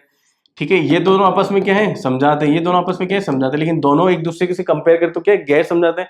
यानी कि मान लो इस पे यहाँ एक कोई जीन है, यहाँ कोई जीन है, यहाँ कोई जीन है, लेकिन जरूरी नहीं कि इसके ऊपर यहाँ पे भी जीन हो, यहाँ पे भी हो सकता है, यहाँ पे हो सकता है, यहाँ पे कहीं भी हो सकता है। तो ये आपस में क्या है, गैर समझाते हैं। ठीक है, गैर समझाते हैं, ये एक दूसरे की मिरर इमेज नहीं। अब यही जो ट्रिक है वो आपके कहाँ पे देखने को मिलती है, आपको आपके लिंग गुणसूत्रों पे, एक्स और वाई लिंग जो है गुणसूत्रों पे। ठीक है, होते तो गए दोनों के दोनों लिंग गुणसूत्र, परंतु दोनों के दोनों क्या होते हैं, अलग होते हैं। ठीक है, फिर भी इनमें क्या होती है, एक चीज पाई जाती है कि इनके तो कुछ जो भाग होते हैं ना बच्चों, कुछ जो भाग होते हैं वो क्या होते हैं, एक दूसरे की मिरर इमेज होते हैं, ठीक है। कुछ भाग जो होते हैं वो क्या होते हैं, एक समान होते हैं, ठीक है, एक समान होते हैं, ठीक है, यानी कि वो क्या है, उसकी मिरर इमेज है, ठीक है। मिरर इमेज का मतलब है यहाँ जो जीन होगा वहाँ यहाँ पे भी होगा, यहाँ जो जीन होगा वो यहाँ पे भी होगा, यहाँ जो जीन होगा यहाँ भी होगा, यहाँ जो जीन होगा यहाँ भी होगा, यहाँ जो होगा वो यहाँ भी होगा, ठीक है। तो कुछ भाग जो होता है, ठीक है, तो कुछ जो भाग है वो तो क्या एक समान है, यानी कि क्या है, मिरर इमेजेस है, यानी जो जीन यहाँ होगा वो यहाँ होगा, ठीक है। परंतु कुछ भाग जो होते हैं, ठीक है, परंतु कुछ भाग जो होते हैं वो असमान होते हैं, असमान होते हैं, ठीक है, असमान होते हैं, यानी कि वो उनके मिरर इमेजेस नहीं है, यानी ये भी अलग है और ये भी अलग है। मान लो यहाँ कोई जीन है, ये जीन है, ये जीन है, ये जीन है, जरूरी नहीं कि यहाँ भी वो जीन, यहाँ पे कुछ अलग जीन्स भी देखने को मिल सकते हैं, या कि यहाँ पे तो ये वाला है, ये वाला है, ये वाला है, ये वाला है, ठीक है। तो वह हिस्सा जहाँ पे क्या होते हैं, एक दोनों, ये जो दोनों गुणसूत्र समान होते हैं, यानी कि मिरर इमेजेस होती है, जहाँ पे जीन जो होते हैं समान होते हैं, जहाँ पे जो जीन जो है समान होते हैं, उन उन जो भाग होते हैं उनको क्या बोलते हैं अपन, समजात भाग, ठीक है। समजात भाग लिंग गुणसूत्रों का, किनका, लिंग गुणसूत्रों का। अंग्रेजी में बोले तो homologous part of sex chromosome, ठीक है, homologous part of sex chromosome, ठीक है। परंतु वह हिस्से जहां पे ये समान नहीं है, क्या है, असमान है, यानी कि यहाँ जो है और यहाँ जो ये मिरर इमेज नहीं है, यहाँ की जीन अलग है और यहाँ की जीन अलग है, इस हिस्से को क्या बोलते हैं अपन, गैर समजात भाग, ठीक है। गैर समजात भाग इसका लिंग गुणसूत्र, यानी कि non homologous part of sex chromosome, ठीक है। आगे इतनी बात समझ में, बहुत इंपॉर्टेंट कंसेप्ट है कि जो आपके एक्स और वाई गुणसूत्र होते तो क्या है, लिंग गुणसूत्र, लेकिन फिर भी क्या होते हैं, अलग अलग होते हैं, अलग अलग हैं, फिर भी क्या है, लिंग गुणसूत्र है। कुछ भाग जो होता है एक समान होता है, यानी मिरर इमेज होता है, यानी कि दोनों के जीन जो है समान होते हैं, लेकिन कुछ भाग जो होते हैं वो अलग होते हैं, और दोनों के दोनों क्या होते हैं, मिरर इमेज नहीं होते, दोनों पे दोनों अलग जीन मौजूद होते हैं। तो वह भाग जो समान होते हैं उनको क्या बोलते हैं, समजात भाग बोलते हैं, और जो भाग जो समान नहीं होते उनको क्या बोलते हैं, गैर समजात भाग बोलते हैं। यानी एक तो गया होमोलोगस पार्ट और एक हो गया नॉन होमोलोगस पार्ट, ठीक है। तो ये दोनों तो क्या है, होमोलोगस पार्ट है या समजात पार्ट है, किसके, एक्स और वाई के। तो ये दोनों तो क्या है, समजात पार्ट है एक्स और वाई के, ठीक है, एक्स और वाई के। यह जो हिस्सा है वो क्या है, गैर समजात भाग है, गैर समजात भाग है किसका, वाई क्रोमोसोम का। और यह जो हिस्सा है वो क्या है, गैर समजात भाग है किसका, एक्स गुणसूत्र का, ठीक है। अब ये क्यों पढ़ाया वो देखते हैं, ठीक है। अभी मैंने बोला कि जो पैटर्न होता है वो तीन तरह का रखा होता है, या तो क्या होगा, जो आपका लक्षण है वो एक्स लिंक होगा, या फिर क्या होगा वो वाई लिंक होगा, या फिर क्या होगा वो एक्स और वाई लिंक्ड दोनों होगा। मतलब क्या था, जब जब जो लक्षण के जीन है वह कहाँ मौजूद है, ठीक है, वह कहाँ मौजूद है, इस भाग पे, ठीक है, इस भाग पे, यानी कि एक्स गुणसूत्र के गैर समजात भाग पे, ठीक है, गैर समजात भाग पे मौजूद होते हैं। तो ऐसे जो लक्षण होते हैं उनको क्या बोलते हैं, एक्स लिंक लक्षण बोलते हैं, ठीक है। वह लक्षण जो आपके कहाँ मौजूद है, इस भाग पे, यानी कि वाई गुणसूत्र के गैर समजात भाग पे, वाई गुणसूत्र के गैर समजात भाग पे मौजूद होते हैं, वह क्या होते हैं, वाई लिंक्ड होते हैं, यानी कि वह जो जीन होते हैं वो वाई लिंक्ड उनको बुलाते हैं। अब एक्स और वाई लिंक्ड क्या होता है, यह वह जीन होते हैं जो कहाँ मौजूद होते हैं, ये यहाँ मौजूद होते हैं। ये कौन सा भाग था, ये भाग था समजात भाग। तो ये एक्स और वाई गुणसूत्र के समजात भाग पे देखने को मिलते हैं, भाग पे मिलते हैं, ठीक है, मिलते हैं, ठीक है। मतलब समझ में आ गया, एक्स लिंक का क्या मतलब है, वाई लिंक का मतलब क्या, और एक्स और वाई लिंक का मतलब क्या है। अब इनके उदाहरण देखते हैं, ठीक है। सबसे पहले इसका उदाहरण देखते हैं, सबसे ज्यादा इंपॉर्टेंट भी यही है एक्स लिंक वाला। इसके क्या क्या उदाहरण है, अब एक्स लिंक के क्या क्या उदाहरण हो सकते हैं। एक होता है आपका नाइट ब्लाइंडनेस, ठीक है, एक होता है आपका नाइट ब्लाइंडनेस, यानी कि रात में आपको कम दिखता है। एक होता है आपका कलर ब्लाइंडनेस, ठीक है, एक आपका क्या होता है, कलर ब्लाइंडनेस होता है, ठीक है। क्या बोलते हैं इसको, कलर ब्लाइंडनेस, ठीक है, रंग जो आपका रंग जो होता है ना उसकी दृष्टि कम हो जाती है, ठीक है। एक होता है आपका, ये क्या होता है, हीमोफीलिया, ठीक है, ठीक है, ये आपका क्या होता है, हीमोफीलिया, ठीक है। एक आपका क्या होता है, ये डायबिटीज इंसिपिडस, ठीक है, डायबिटीज इंसिपिडस, यानी मूत्र में ठीक है, आपके जो मूत्र निकलता है उसके अंदर जो होता है शुगर की मात्रा या फिर शक्कर की मात्रा बहुत ज्यादा होती है। और एक सबसे इंपॉर्टेंट वो क्या था, अपन ने पढ़ा था ड्रोसोफिला के आंखों का रंग, क्या था, ड्रोसोफिला के आंखों का रंग। ठीक है, 5 उदाहरण याद हो गए। एक तो था क्या था, नाइट ब्लाइंडनेस, एक था कलर ब्लाइंडनेस, एक क्या था हीमोफीलिया, एक क्या था आपका डायबिटीज इंसिपिडस, और एक क्या था आपका ड्रोसोफिला। हो गया याद। ठीक है, वाइलिंग देखते हैं, कौन सा देखते हैं अपन, वाइलिंग देखते हैं। तो एक स्थिति होती है जहां पे आपके शरीर के अंदर बाल बहुत ज्यादा बढ़ जाते हैं। ठीक है, बाल बहुत ज्यादा बढ़ जाते हैं, उसको क्या बोलते हैं अपन, हाइपर ट्राइकोसिस। क्या बोलते हैं, हाइपर ट्राइकोसिस। हिंदी में भी ये जो भी शब्द है ना सब बच्चों, हिंदी में भी आपको यही देखने को मिलेंगे। ठीक है, हाइपर ट्राइकोसिस। और दूसरी एक और डिजीज होती है उसको बोलते हैं अपन टेस्टिस, दूसरा लक्षण होता है सॉरी, टेस्टिस डिटर्मिनेशन फैक्टर। ठीक है, टेस्टिस डिटर्मिनेशन फैक्टर। ठीक है, तो 2 उदाहरण हो गए वाई के, कौन कौन सा, हाइपर ट्राइकोसिस और टेस्टिस डिटर्मिनेशन फैक्टर। ठीक है, अब इसके उदाहरण याद करते हैं एक्स और वाई के। तो एक्स और वाई के क्या होता है, एक होता है जीरोडर्मा, ठीक है, पिगमेंटोसा। ठीक है, जीरोडर्मा पिगमेंटोसा, हिंदी में भी यही बोलते हैं इसको। ठीक है, अंग्रेजी में इसलिए लिख रहा हूं ताकि आपको याद रहे। ठीक है, फिर एक और इसका लक्षण, एक और इसका उदाहरण होता है, वो उदाहरण क्या होता है आपका, वह उदाहरण ये होता है। ठीक है, ये एपिडर्मोलाइसिस, एपिडर्मोलाइसिस, ठीक है, बुल्लोसा। ठीक है, जिस तरह लिख रहा हूं वैसे याद रखना, याद रखने में आसानी रहेगी। ठीक है, तो जीरोडर्मा सॉरी एपिडर्मोलाइसिस बुल्लोसा और जीरोडर्मा पिगमेंटोसा इसके उदाहरण है। इसके उदाहरण क्या कहते हैं, हाइपर ट्राइकोसिस। ठीक है, ऐसे ऐसे बनाए थे हाइपर ट्राइकोसिस, और यहाँ टी बना के टेस्टिस डिटर्मिनेशन फैक्टर। ठीक है, इसको ऐसे याद रखना, इसको ऐसे याद रखना, उसको ऐसे याद रखना। एक में तो क्या होगा, नाइट ब्लाइंडनेस, कलर ब्लाइंडनेस, बीच में बनाया सेल, क्या इसको कैसे याद रखा, हीमोफीलिया से। ये एक डी बनाया है तो डी बोले तो डायबिटीज, और ये एक डी बनाया तो ये बना ड्रोसोफिला की आंखों का रंग। ठीक है, याद हो जाएगा, बिल्कुल हो जाएगा, पढ़ोगे तो याद हो जाएगा।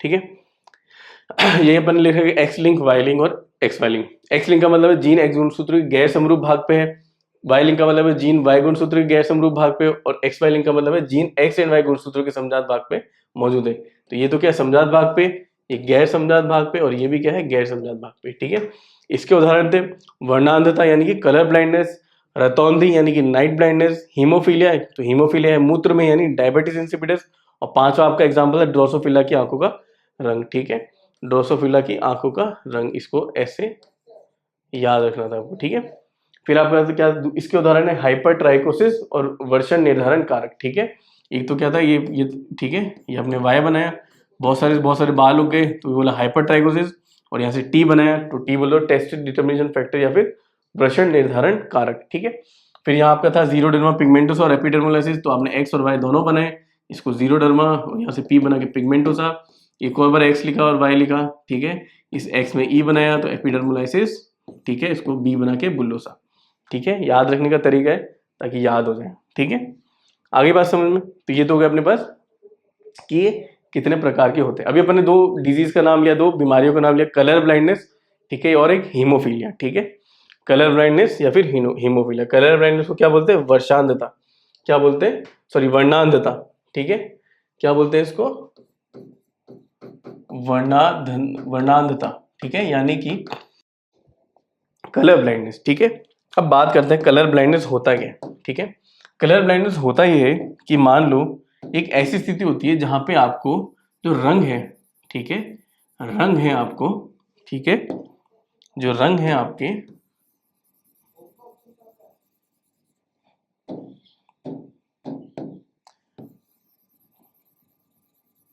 ठीक है, ये एक ऐसी स्थिति होती है जहां पर जो रंग है, ठीक है, रंग है, या तो वो क्या देखने को मिल रहा है, कम देखने को मिल रहा है, यानी कि क्या हो रहा है, लाल उसको देखने को कम मिल रहा है, या हरा उसको देखने को कम मिल रहा है, या फिर नीला उसको या ब्लू कलर उसको देखने को कम मिल रहा है, या तो क्या होता है कम दिखता है वो। ठीक है, या तो क्या होता है कम दिखता है, या फिर वह 2 रंगों के बीच में भेद नहीं कर पाता, 2 रंग के बीच जो भेद है, ठीक है, बीच जो भेद है यानी डिफरेंशिएशन है वो नहीं कर पाता। ठीक है, कि वो पहचान नहीं पाएगा, मान लो उसको ये 2 रंग दिए जाते तो वो पहचान नहीं पाता कौन सा लाल है कौन सा हरा है।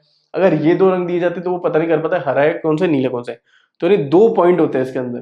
पहला पॉइंट तो क्या होता है, कलर उसको कम देखने को मिल रहा है, या तो उसको लाल कम देखने को मिलेगा, हरा कम देखने को मिलेगा, नीला कम देखने को मिलेगा, या फिर 2 रंगों के बीच में वो भेद नहीं कर पाता, यानी कि या तो लाल हरा नहीं देख पाएगा कि उनमें डिफ्रेंशिएट नहीं कर पाएगा कौन सा लाल है कौन सा हरा है, या फिर वह पेशेंट जो होगा ये हरा और नीला में डिफरेंशिएट नहीं कर पाएगा कि हरा कौन सा है और नीला कौन सा है, ठीक है। तो ये क्या होता है, इसका परिभाषा होता है, ठीक है। अब इसका कारण क्या होता है, कारण ये होता है बच्चों, आपने शायद 11वीं क्लास में पढ़ा होगा, ये जो आपकी आंखें होती हैं, ठीक है, ये जो आपकी आंखें होती हैं, ठीक है, ये आपकी आंखें, ये तो क्या होता है आपका, ठीक है, ये क्या है, जो रंगीला भाग होता है इसको क्या बोलते हैं अपन, आइरिस बोलते हैं, ठीक है, आइरिस बोलते हैं, ठीक है। ये जो बीच वाला भाग होता है इसको प्यूपिल, ठीक है। और आगे की तरफ जो कर्व पार्ट होता है, ठीक है, ये जो आगे जो कर्व पार्ट होता है इसको क्या बोलते हैं, कॉर्निया, ठीक है, कॉर्निया। और पीछे की तरफ जहाँ पे आपकी एक्चुअल में इमेज बनती है, ठीक है, फिजिक्स में भी आपने पढ़ा होगा, इमेज बनती है उसको क्या बोलते हैं अपन, रेटिना बोलते हैं, ठीक है, क्या बोलते हैं, रेटिना, ठीक है। अब इस रेटिना पे भी बहुत सारे क्या होते हैं, सेल होते हैं, ठीक है, इस रेटिना पे क्या होते हैं, बहुत सारे सेल होते हैं। इस पे दो प्रकार के जो मेन अपने पास सेल होते हैं, एक होता है रॉड, क्या होता है, रॉड, और एक होता है कोन, ठीक है, रॉड और कोन, ठीक है, रॉड और कोन। रॉड में क्या आ रहा है, आर, तो आर बोले तो रात, ठीक है। तो जो रात वाला विजन होता है यानी डार्क विजन होता है, ब्लैक विजन होता है, वो कौन कंट्रोल करता है, रॉड्स कंट्रोल करती है। और कोन होता है, कोन में क्या रहा है, सी, सी बोले तो कलर, तो कलर वाला जो आपका विजन होता है या दृष्टि होती है उसको कौन निर्धारित करता है, आपके कोन्स निर्धारित करता है। और कलर ब्लाइंडनेस में क्या होता है, ये जो आपके कोन्स होते हैं ना बच्चों, ये जो कोन्स होते हैं इन्हीं के अंदर क्या होती है, खराबी हो जाती है, ठीक है। किसमें हो जाती है, कोन्स के अंदर खराबी हो जाती है, किसके अंदर, कोन्स के अंदर जो है खराबी हो जाती है। तो कलर ब्लाइंडनेस की परिभाषा क्या होती है, उसका कारण क्या होता है, ठीक है। अब तीसरी चीज, इसको अपन डायग्नोज कैसे करेंगे, ठीक है, या फिर इसका निदान कैसे करेंगे, ठीक है, कैसे इसको पहचान दे। एक कार्ड आता है बच्चों, उसको बोलते हैं इशियारा कार्ड। क्या होता है, इशियारा कार्ड, क्या होता है, इशियारा कार्ड। एग्जाम में पूछा जाता है कैसे डायग्नोज करते हो कलर ब्लाइंडनेस को, सिंपल सा नाम है इशियारा कार्ड। उस पे क्या होता है, दो कलर के क्या होते हैं, बिंदु बने होते हैं, ठीक है, दो कलर के बिंदु बने रहते हैं, एक लाल हो गया तो और मान लो एक ये हरा हो गया, ठीक है, ठीक है, ऐसे ऐसे बिंदु बने रहते हैं, ठीक है। आपको बस देखा जाता है कि क्या आप इन दोनों कलर के बीच में भेद कर पा रहे हो, नहीं कर पा रहे हो, यानी आपको पता चल रहा है नहीं चल रहा है कि ये लाल है और ये हरा है, ठीक है। यही क्या होता है, इशियारा कार्ड जो होता है। और करते क्या है, इन दोनों से कोई पैटर्न बना देते हैं, ठीक है। एक तो कलर क्या होता है, बिल्कुल बिखरा हुआ होता है, और एक कलर से कोई पैटर्न बना देते हैं, जैसे कोई नंबर लिखा हुआ होता है। तो यानी मान लो हरे से क्या लिखा होता है, एक नंबर लिखा होता है यहाँ पे, ठीक है, ठीक है, ऐसे नंबर लिखा होता है, ठीक है। तो क्या होता कि लाल, और अगर उसमें वो हरे में भेद कर पाता तो ये जो पैटर्न जो था ना, जो पेशेंट को आराम से दिख पाता है, ठीक है। इसी को अपन क्या बोलते हैं, इशियारा कार्ड बोलते हैं, ठीक है। तो परिभाषा हो गई, क्या कारण होता है, कैसे इसको डायग्नोस करते हैं, ये अपन ने देखा, ठीक है। चौथी चीज अपन देखते हैं कितने प्रकार की होती है, ठीक है, कितने प्रकार की होती है। तो ये 3 प्रकार की होती है बच्चों, ठीक है, 3 प्रकार की, ठीक है। एक होता है प्रोट्रोनोपिया, प्रोट्रोनोपिया, ठीक है, एक होता है ड्यूट्रोनोपिया, ठीक है, ड्यूट्रोनोपिया, और एक होता है ट्राइटोनोपिया, ठीक है, ट्राइटोनोपिया, ठीक है। हिंदी में भी समान शब्द है, ठीक है, प्रोटोनोपिया, ड्यूट्रोनोपिया और ट्राइटोनोपिया, ठीक है। हिंदी में इसको ऐसे लिखना है, ठीक है। अंग्रेजी में प्रोटोनोपिया, ड्यूट्रोनोपिया और ट्राइटोनोपिया भी इसको बोलते हैं, और हिंदी में भी एक ही चीज तरह के बोलते हैं। अब अंग्रेजी में लिखवाया क्यों, ताकि आपको याद रहे। प्रोट्रोनोपिया, प्रोट्रोनोपिया में क्या आ रहा है, आर आ रहा है, आर आ रहा है नहीं आ रहा है। तो यहाँ पे क्या होगा, जो रेड कलर होगा ना, उसका जो रेड कलर का जो आपका विजन होगा या दृष्टि होगी, उसके अंदर जो होगी खराबी होगी, ठीक है। किसके अंदर खराबी होगी, लाल कलर के जो आपका विजन होगा या दृष्टि होगी, उसके अंदर खराबी होगी। अब आपने एक बीमारी पढ़ी टीबी, सभी ने पढ़ी है टीबी, तो उसी से इसको याद रखना है। ट्राइटोनोपिया में क्या है, टी, और टी से क्या रखना है, टीबी, कौन सा रंग, ब्लू रंग। तो यहाँ पे क्या होगी, ब्लू रंग की खराबी होगी, ब्लू रंग की खराबी होगी, ठीक है, ब्लू रंग की खराबी होगी, ठीक है। और इसको आपको अपने मेमोरी से याद रखना है, वो ये है कि लाल भी हो गया, नीला भी होगा, बचा कौन सा तीसरा, ग्रीन कलर। तो यहाँ पे क्या होगा, ग्रीन कलर की जो है आपको खराबी जो है देखने को मिलेगी। तो प्रोटोनोपिया, ड्यूट्रोनोपिया और ट्राइटोनोपिया, वर्ड तो फिर भी आपको याद हो जाते हैं, लेकिन क्वेश्चन वर्ड का नहीं पूछते, पूछते कौन सा रंग खराब है, और वहां पे आप कंफ्यूज हो जाते हैं कि लाल कौन सा था, ब्लू कौन सा था। याद रखना बहुत अच्छा तरीका। प्रोटोनोपिया में आर आ रहा है तो रेड कलर, ट्राइटोनोपिया टी आ रहा है तो टी से एक बीमारी पड़ी, टीबी, ठीक है, तो टीबी यानी ब्लू कलर, और डी को आपको आपकी मेमोरी से याद रखना पड़ेगा, यानी कि ग्रीन कलर, ठीक है, याद हो जाएगा। तो परिभाषा पढ़ ली, कारण पढ़ लिया, डायग्नोसिस पढ़ लिया और प्रकार पढ़ लिए, ठीक है। अब मेन बात, अपन जेनेटिक्स पढ़ रहे हैं तो जेनेटिक्स देखते हैं, ठीक है। तो इंपॉर्टेंट चीज क्या है, जो आपकी जो बीमारी है ना कलर ब्लाइंडनेस, ये क्या है, एक्स लिंक डिजीज है। कौन सी डिजीज है, एक्स लिंक डिजीज, यानी कि कहाँ मौजूद है? ये एक्स गुणसूत्र पे मौजूद है। और साथ ही साथ कैसी डिजीज है? ये डिजीज है रिसेसिव या अप्रभावी। मतलब क्या है?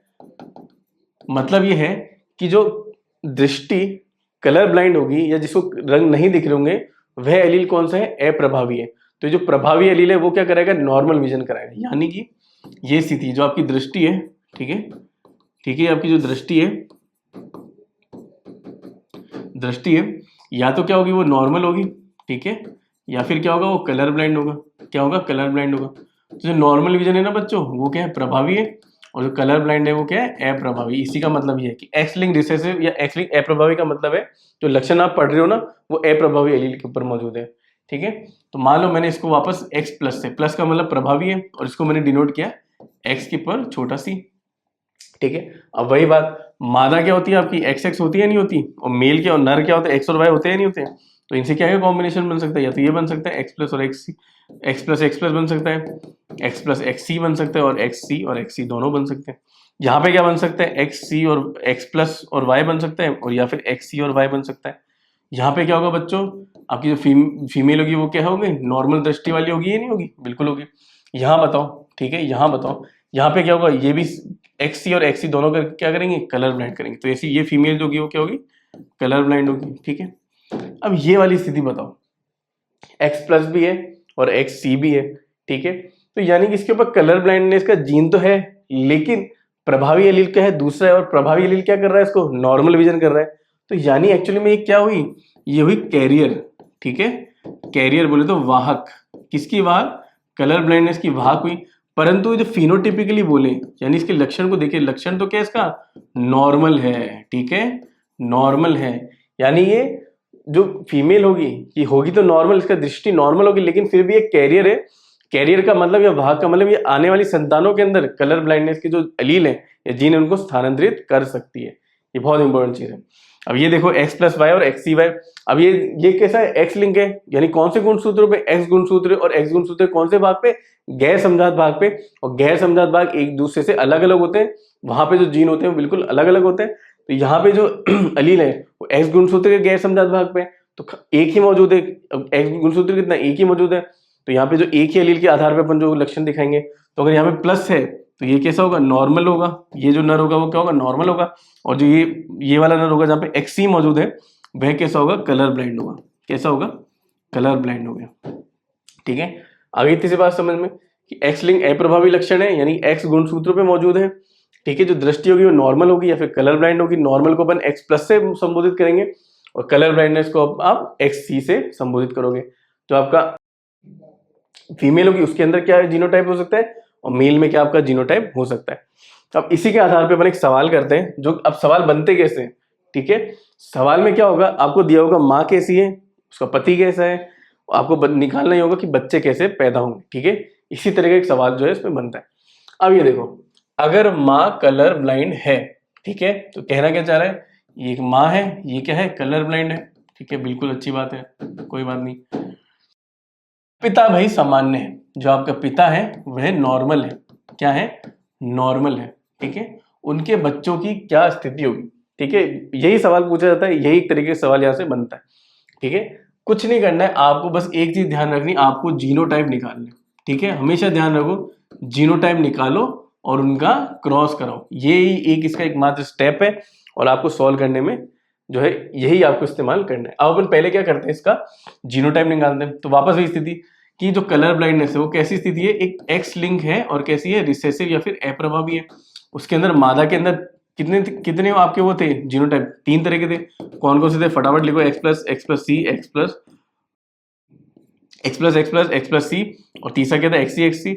ये नॉर्मल होती थी, ये नॉर्मल प्लस कैरियर होती थी, ठीक है। और ये क्या थी? कलर ब्लाइंड होती थी, कलर ब्लाइंड होती थी। और जो आपके नर होते थे उसमें क्या क्या होते थे? दो जीनोटाइप होते थे। एक होता है एक्स प्लस वाई, और एक होता है एक्स सी वाई। ये तो होता था नॉर्मल, और ये क्या होता था? Colour blind.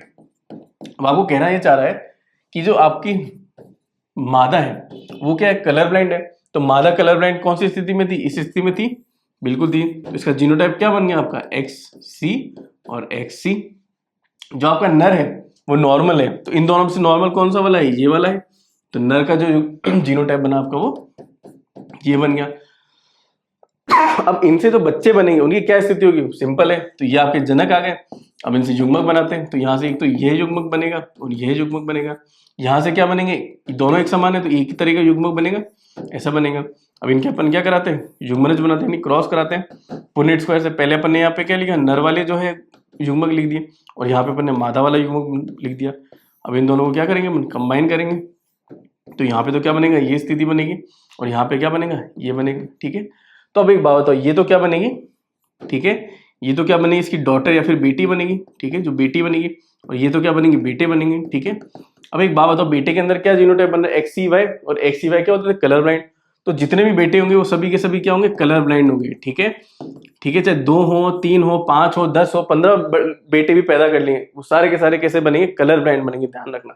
ठीक है, परंतु जो बेटियां होंगी, बेटियां क्या होगी, वो X प्लस और XC होंगी, यानी कि वो ये वाली स्थिति होगी, यानी कि वो जितनी भी बेटियां होंगी ना बच्चों, वो सब क्या होंगी, वाहक होंगी या फिर कैरियर्स होंगी, लेकिन उनका जो दृष्टि होगी वो क्या रहेगी, फिनोटिपिकली वो नॉर्मल रहेगी। तो जितने भी बेटे होंगे वो सब कलर ब्लाइंड पैदा होंगे, और जितनी बेटियां होंगी वो क्या होंगी, नॉर्मल पैदा होंगी, लेकिन वो क्या होंगी, कैरियर होंगी। कैरियर का मतलब अपने आगे जो वंशज बनेंगे उनके अंदर जो है जो बीमारी है वो स्थानांतरित कर सकती है। तो इसी प्रकार के आपके जो है सवाल जो है इन पे बनते हैं। ठीक है, अब आगे चलते हैं। ठीक है, ऐसे सवाल अभी और एक दो और करेंगे। ठीक है, अब कलर ब्लाइंडनेस पढ़ ली, एक और बीमारी वहां लिखी थी, कौन सी, हीमोफीलिया। क्या लिखी थी, हीमोफीलिया। ठीक है, अब क्या होता है हीमोफीलिया का मतलब, यह क्या आपकी रक्त नली, ब्लड वेसल है। ठीक है, अब क्या होता है, मान लो इसको चोट लग गई, चोट लग गई तो क्या होगा, खून बहेगा, तो क्या हो रहा है, खून बह रहा है। ठीक है, अब साधारण स्थिति में तो क्या आते हैं, प्लेटलेट आते हैं, बिल्कुल आते हैं, प्लेटलेट के क्या आते हैं, और साथ ही साथ क्या होता है, आपकी जो प्लाज्मा होता है ना बच्चों, प्लाज्मा, उसके अंदर क्या मौजूद होते हैं, क्लॉटिंग कारक, क्या मौजूद होते हैं, क्लॉटिंग कारक या फिर क्लॉटिंग फैक्टर्स। ठीक है, क्लॉटिंग कारक या फिर क्लॉटिंग फैक्टर्स। ठीक है, तो कुछ ऐसे क्या होते हैं, क्लॉटिंग कारक या फिर क्लॉटिंग फैक्टर्स मौजूद होते हैं। यह क्या करते हैं, यह क्या करते हैं, यहाँ जो ये आपका जो चोट लगी है इसको क्या करते हैं, बंद करने का काम करते हैं। तो आपके प्लेटलेट आ जाते हैं और साथ ही साथ आपके जो है क्लॉटिंग फैक्टर आ जाते हैं, और क्या मिलकर क्या बनाते हैं, आपका क्लॉट बनाते हैं। क्या बनाते हैं, क्लॉट बनाते हैं। ये तो क्या होता है, साधारण स्थिति होती है। लेकिन कुछ स्थिति ऐसी होती है जहां पर क्या होता है, ये जो क्लॉटिंग फैक्टर होते हैं ना बच्चों, ये क्या होते हैं, या तो क्या होंगे, एब्सेंट होंगे, या फिर क्या होंगे, बहुत कम होंगे। ठीक है, तो इस स्थिति में क्या होगा, ये आपके प्लेटलेट जो होते हैं अकेले काम नहीं कर पाते, और साथ ही साथ जो होता है, इस जो चोट लगी है इसको पूरी तरह भर नहीं पाते, और ना ही ये क्लॉट फॉर्मेशन को कर पाते हैं। ठीक है, इस वजह से क्या होता है, आपका जो खून होता है वो बहता रहता है, बहता रहता है और बहता ही जाता है। यानी कि आपका जो एक बार चोट लग गई तो उस वाले पेशेंट के अंदर खून जो होता है वो रुकता ही नहीं है। यही आपका क्या होता है, हीमोफीलिया, कि नॉर्मली अपने क्या चोट लगती है थोड़ी देर में खून निकलना बंद हो जाता है, क्यों, क्योंकि क्लॉट बन जाता है। लेकिन हीमोफीलिया वाले पेशेंट के अंदर क्या होता है, जो क्लॉटिंग फैक्टर होते हैं, क्लॉटिंग कारक होते हैं, वो मौजूद नहीं होते, इस वजह से क्लॉट नहीं बन पाता। इसलिए उनके अगर एक बार चोट लग जाती है तो उनका खून जो होता है वो रुकता ही नहीं और बहता ही जाता है, बहता ही जाता है और बहता ही जाता है। तो क्या परिभाषा हो गई, समझ ली, क्या कारण हो गया वो भी समझ लिया। अब इसको एक बहुत इंपॉर्टेंट नाम दिया जाता है, रॉयल डिजीज। ठीक है, रॉयल बीमारी बोला करते हैं। ठीक है, रॉयल बीमारी बोलते हैं। ठीक है, यानी कि रॉयल डिजीज, क्या बोलते हैं इसको, रॉयल डिजीज। ठीक है, क्यों बोलते हैं रॉयल डिजीज, रॉयल डिजीज को इसलिए बोलते हैं क्योंकि एक, ठीक है, जो इंग्लैंड है, इंग्लैंड में क्या है, महारानी है, कौन सी महारानी, क्वीन विक्टोरिया। तो जो क्वीन विक्टोरिया थी ना बच्चों, वह जो थी इस बीमारी की वाहन थी, यानी वाहक थी, यानी कैरियर थी, और उन्हीं की वजह से क्या हुआ, उनकी आने वाली जो संतानें थी वह कैसी जो है पैदा हुई, वो हीमोफिलिक पैदा हुई, यानी उनके अंदर कौन सी बीमारी, हीमोफीलिया बीमारी हुई। और इसी कारण वजह उनके अगर चोट लग जाती है बहुत बहुत जोर से उनके खून बहने लग जाता है, इसलिए इसको रॉयल डिजीज या रॉयल बीमारी कही। क्यों, क्योंकि इंग्लैंड की रॉयल फैमिली के अंदर देखने को मिलती है। ठीक है, इसलिए इसका बहुत फेमस नाम है रॉयल डिजीज या फिर रॉयल बीमारी। नीट में क्वेश्चन भी आता है, which of the following is royal disease, तो आंसर क्या होता है, हीमोफीलिया होता है। ठीक है, समझ में आ गया। अब इसके भी 3 प्रकार होते हैं। ठीक है, अब जो हीमोफीलिया होता है उसके भी क्या होते हैं, 3 प्रकार होते हैं। ठीक है, इसके 3 प्रकार होते हैं बच्चों, ए, बी और सी। ठीक है, ए, बी और सी। ठीक है, यहाँ पे कौन सा, ठीक है, इंपॉर्टेंट क्या होता है, अपने को ये जानना इंपॉर्टेंट होता है कि कौन सा क्लॉटिंग फैक्टर जो है कम हो रहा है। ठीक है, कौन सा क्लॉटिंग फैक्टर जो कम हो रहा है। तो ए के अंदर क्या होता है, ए से 8, ठीक है। तो आठवां जो फैक्टर होता है ना बच्चों, जो आठवां जो फैक्टर होता है, ठीक है, जो आठवां जो फैक्टर होता है नहीं, 8th फैक्टर होता है, वो क्या होता है, कम हो जाता है, ठीक है। बी के अंदर क्या होता है, 9th जो फैक्टर होता है, ठीक है, वह कम हो जाता है। और जो सी होता है, ठीक है, सी क्या होता है, सिलेवन, ठीक है।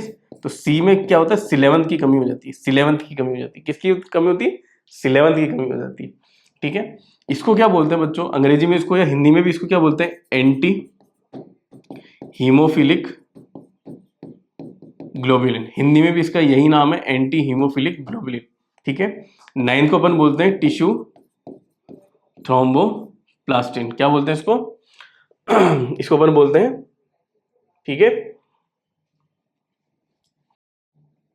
क्या बोलते हैं इसको, एंटी, ठीक है, क्या बोलते हैं अपन इसको, एंटी ग्लोब्यू, एंटी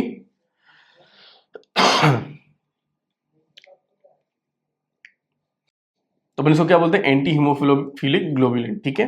जो 9th फैक्टर होता है इसको क्या बोलते हैं अपन, प्लाज्मा थ्रोम्बोप्लास्टिन। क्या बोलते हैं, प्लाज्मा थ्रोम्बोप्लास्टिन, हिंदी में भी इसको यही बोलते हैं। और इसको क्या बोलते हैं, इसको भी क्या बोलते हैं, प्लाज्मा थ्रोम्बोप्लास्टिन, लेकिन साथ ही साथ इसको एक और शब्द निकालते हैं, एंटीसीडेंट, ठीक है, एंटीसीडेंट। तो यानी कि ए, बी और सी, ए जो होता है वो 8th फैक्टर की वजह से होता है, और यही आपके लिए सबसे ज्यादा इंपॉर्टेंट है, इसलिए ए से 8 याद रखना, 8th वाले फैक्टर की कमी होती है, और उसका नाम क्या होता है, एंटी हीमोग्लोबिन ग्लोबुलिन।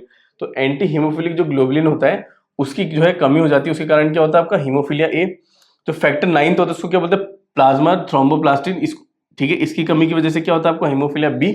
और हीमोफिलिया सी किसकी वजह से होता है, प्लाज्मा थ्रोम्बोप्लास्टिन एंटीसीडेंट की कमी की वजह से होता है, ठीक है। अब इनके जो सबसे इंपॉर्टेंट पॉइंट है बच्चों को ध्यान की बात यह है, जो आपका हीमोफिलिया ए होता है, जो हीमोफिलिया ए होता है वह किसका एग्जाम्पल है, घातक जीन का है, यानी कि लीथल जीन का एग्जाम्पल जो है देखा जाता है, ठीक है। तो हीमोफिलिया बी है, उसका एक और नाम होता है, क्या होता है, क्रिसमस डिजीज। क्या बोलते हैं इसको, क्रिसमस डिजीज, ठीक है। कौन से फैक्टर को सॉरी कौन से हीमोफिलिया को, हीमोफिलिया बी को अपन क्या बोलते हैं, क्रिसमस डिजीज।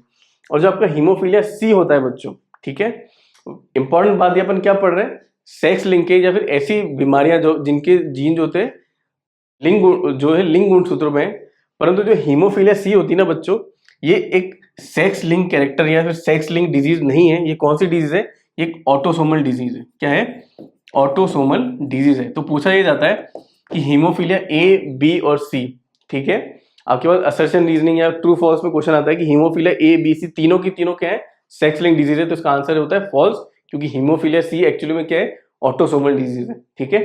तो इन तीनों के बारे में यह इंपॉर्टेंट पॉइंट आपको ध्यान रखना बहुत जरूरी है, ठीक है। तो यानी परिभाषा क्या है, थक्के जमने में देरी के कारण विपुल रक्तस्राव होता है, यानी कि बहुत ज्यादा उसका जो है खून बहने लगता है। कारण क्या होता है, थक्का जमने वाले कारकों का न होना। इसको शाही बीमारी या रॉयल डिजीज कहा जाता है। क्यों, क्योंकि महारानी विक्टोरिया हीमोफिलिया की वाहक थी और माना जाता है कि यह बीमारी शाही परिवार को हो गई थी, ठीक है। 3 प्रकार है, ए, बी और सी। ए में 8th फैक्टर है, हीमोफिलिक ग्लोबुलिन की कमी है। 9 में क्या है, प्लाज्मा थ्रोम्बोप्लास्टिन की कमी है।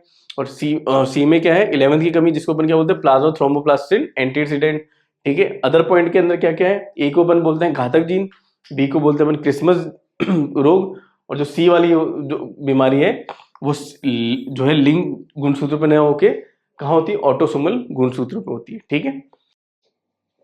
आगे चलते हैं अपन ठीक है। अब जैसे वहां पढ़ा अपन ने, यहाँ भी वही पढ़ते अपन, ठीक है।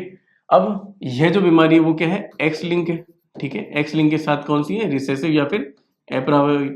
साथ ही साथ क्या है, लीथल भी है। क्या है ये, लीथल भी है। तो एक्स लिंक रिसेसिव का मतलब क्या होगा, जो आपका प्रभावी लक्षण है, ठीक है, वो तो क्या है, यानी कि नॉर्मल, ठीक है, नॉर्मल इंसान है। और अप्रभावी क्या है, आपके जो भी क्लॉटिंग कारक है उनकी कमी है, तो यानी कि जो कारक है वो क्या है, कम है, ठीक है। यानी कि आप पेशेंट कैसा है, हीमोफिलिक है, ठीक है, हीमोफिलिक है।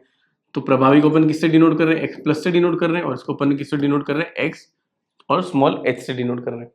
लीथल का मतलब आप सभी जानते हैं कि विषयुग्मक स्थिति तो होगी, तो क्या होगा, जो लक्षण है वो तो क्या होगा, देखने को मिलेगा। लेकिन जो अगर समयुग्मक स्थिति होगी इस जीन की, तो क्या होगा, जो आपका जो पेशेंट है या फिर आपका जो वो जंतु है वो क्या होगा, मर जाएगा, ठीक है, मर जाएगा। कौन सी स्टेज में, एम्ब्रियो की स्टेज में, यानी कि ये पैदा ही नहीं हो पाएगा।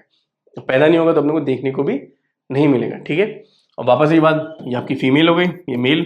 फीमेल तो क्या होती है XX और मेल क्या होता है आपका XY, ठीक है। यहाँ पे 3 कॉम्बिनेशन हो सकते हैं, या तो X प्लस होगा, एक होगा X प्लस और X स्मॉल एच, ये होगा X स्मॉल एच और स्मॉल एच, ठीक है। यहाँ पे 2 कॉम्बिनेशन होते हैं X प्लस और Y, और XH और Y होगा। अब ये वाली स्थिति बताओ, यहाँ पे तो क्या होगी, फीमेल नॉर्मल होगी, क्यों? क्योंकि X प्लस क्या कर रहा है, एक नॉर्मल इंसान की वो लक्षण को निर्धारित कर रहा है, तो ये क्या होगी, नॉर्मल होगी फीमेल।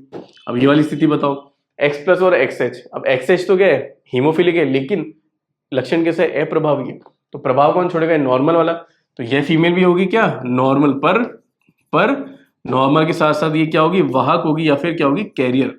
क्या होगी, ये वाहक होगी या फिर कैरियर भी होगी, किसकी, हीमोफीलिया की। परंतु इसको हीमोफीलिया होगा क्या, नहीं होगा, इसको फिनोटाइपिकली हीमोफीलिया नहीं होगा, क्यों? क्योंकि हीमोफीलिया एक्चुअली में क्या है, रिसेसिव लक्षण या अप्रभावी लक्षण है।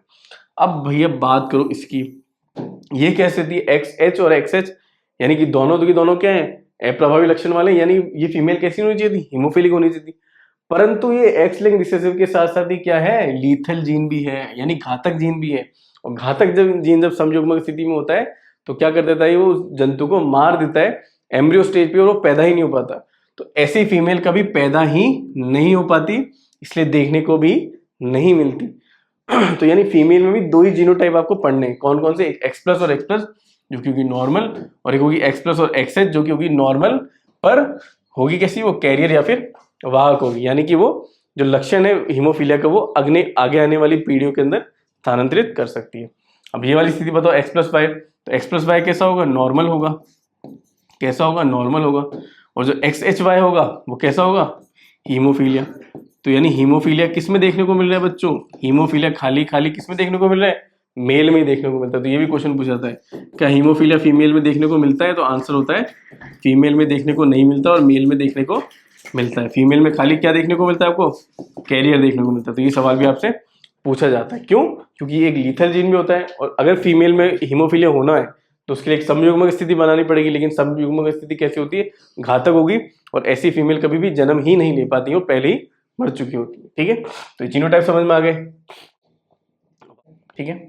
पहला सवाल ये कि युगल सामान्य है, ठीक है, क्या मतलब इसका, कि आपके पास एक कपल है, ठीक है, वह क्या है, नॉर्मल है या फिर सामान्य है, ठीक है। फिर आपके पास क्या है, एक नर है यानी मेल है, जो आपका मेल है वो भी क्या है, नॉर्मल है, ठीक है, वो भी क्या आपका नॉर्मल है, ठीक है।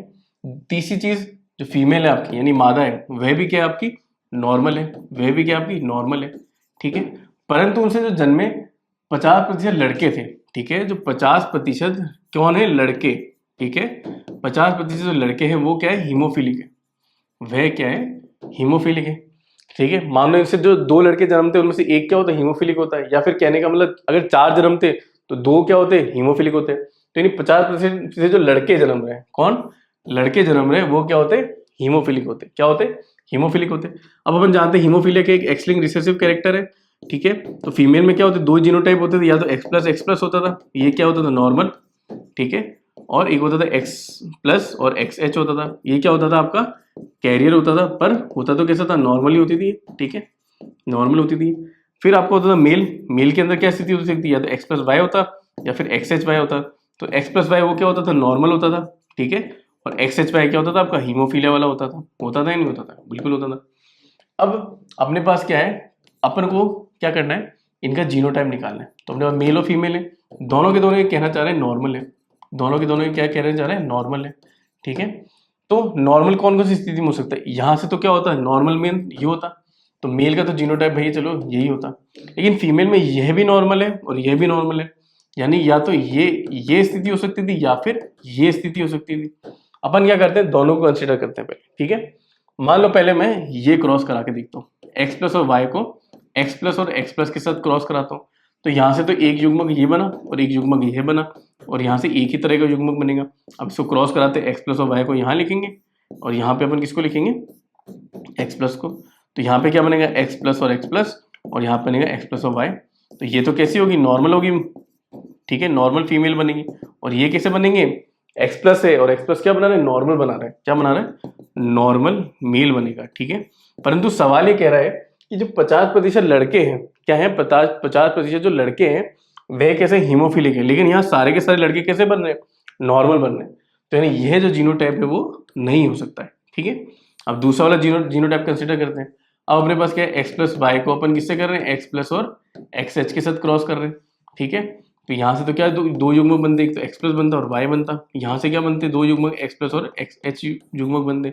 अब क्रॉस कराते तो एक्स प्लस और वाई यहाँ लिखते, ठीक है, और यहाँ पे क्या लिखते अपन, एक्स प्लस और एक्स एच लिख देते, ठीक है, इस तरह करते। तो यहाँ पे तो क्या बनता है, एक्स प्लस और एक्स प्लस, यहाँ बनता है एक्स प्लस और वाई, यहाँ बनता आपका एक्स प्लस और एक्स एच बनता, और यहाँ क्या होता है, एक्स एच और वाई होता। ये कैसी होती, नॉर्मल होती, ठीक है, नॉर्मल होती, नॉर्मल फीमेल होती। ये क्या होती, नॉर्मल बट कैरियर फीमेल होती थी, नॉर्मल कैरियर फीमेल होती थी। ये कैसे बनता, एक्स प्लस और वाई है तो ये क्या बनता, नॉर्मल मेल बनता, नॉर्मल मेल बनता।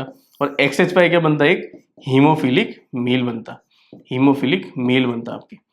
ये कहना चाह रहा है 50% लड़के हीमोफिलिक बनते हैं। तो अब यहाँ देखो लड़के कितने बने, दो बने, कुल लड़के कितने बने यहाँ पे, दो बने, ठीक है, कुल लड़के यहाँ पे कितने बने, दो बने।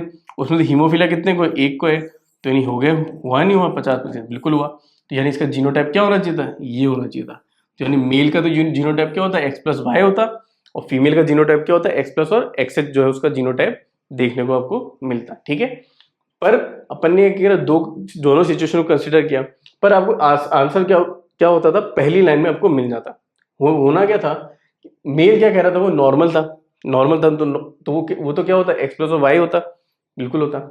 फीमेल भी नॉर्मल है, अब फीमेल के तो दो ही जीनोटाइप हो सकते हैं, या तो ये होता या तो ये होता।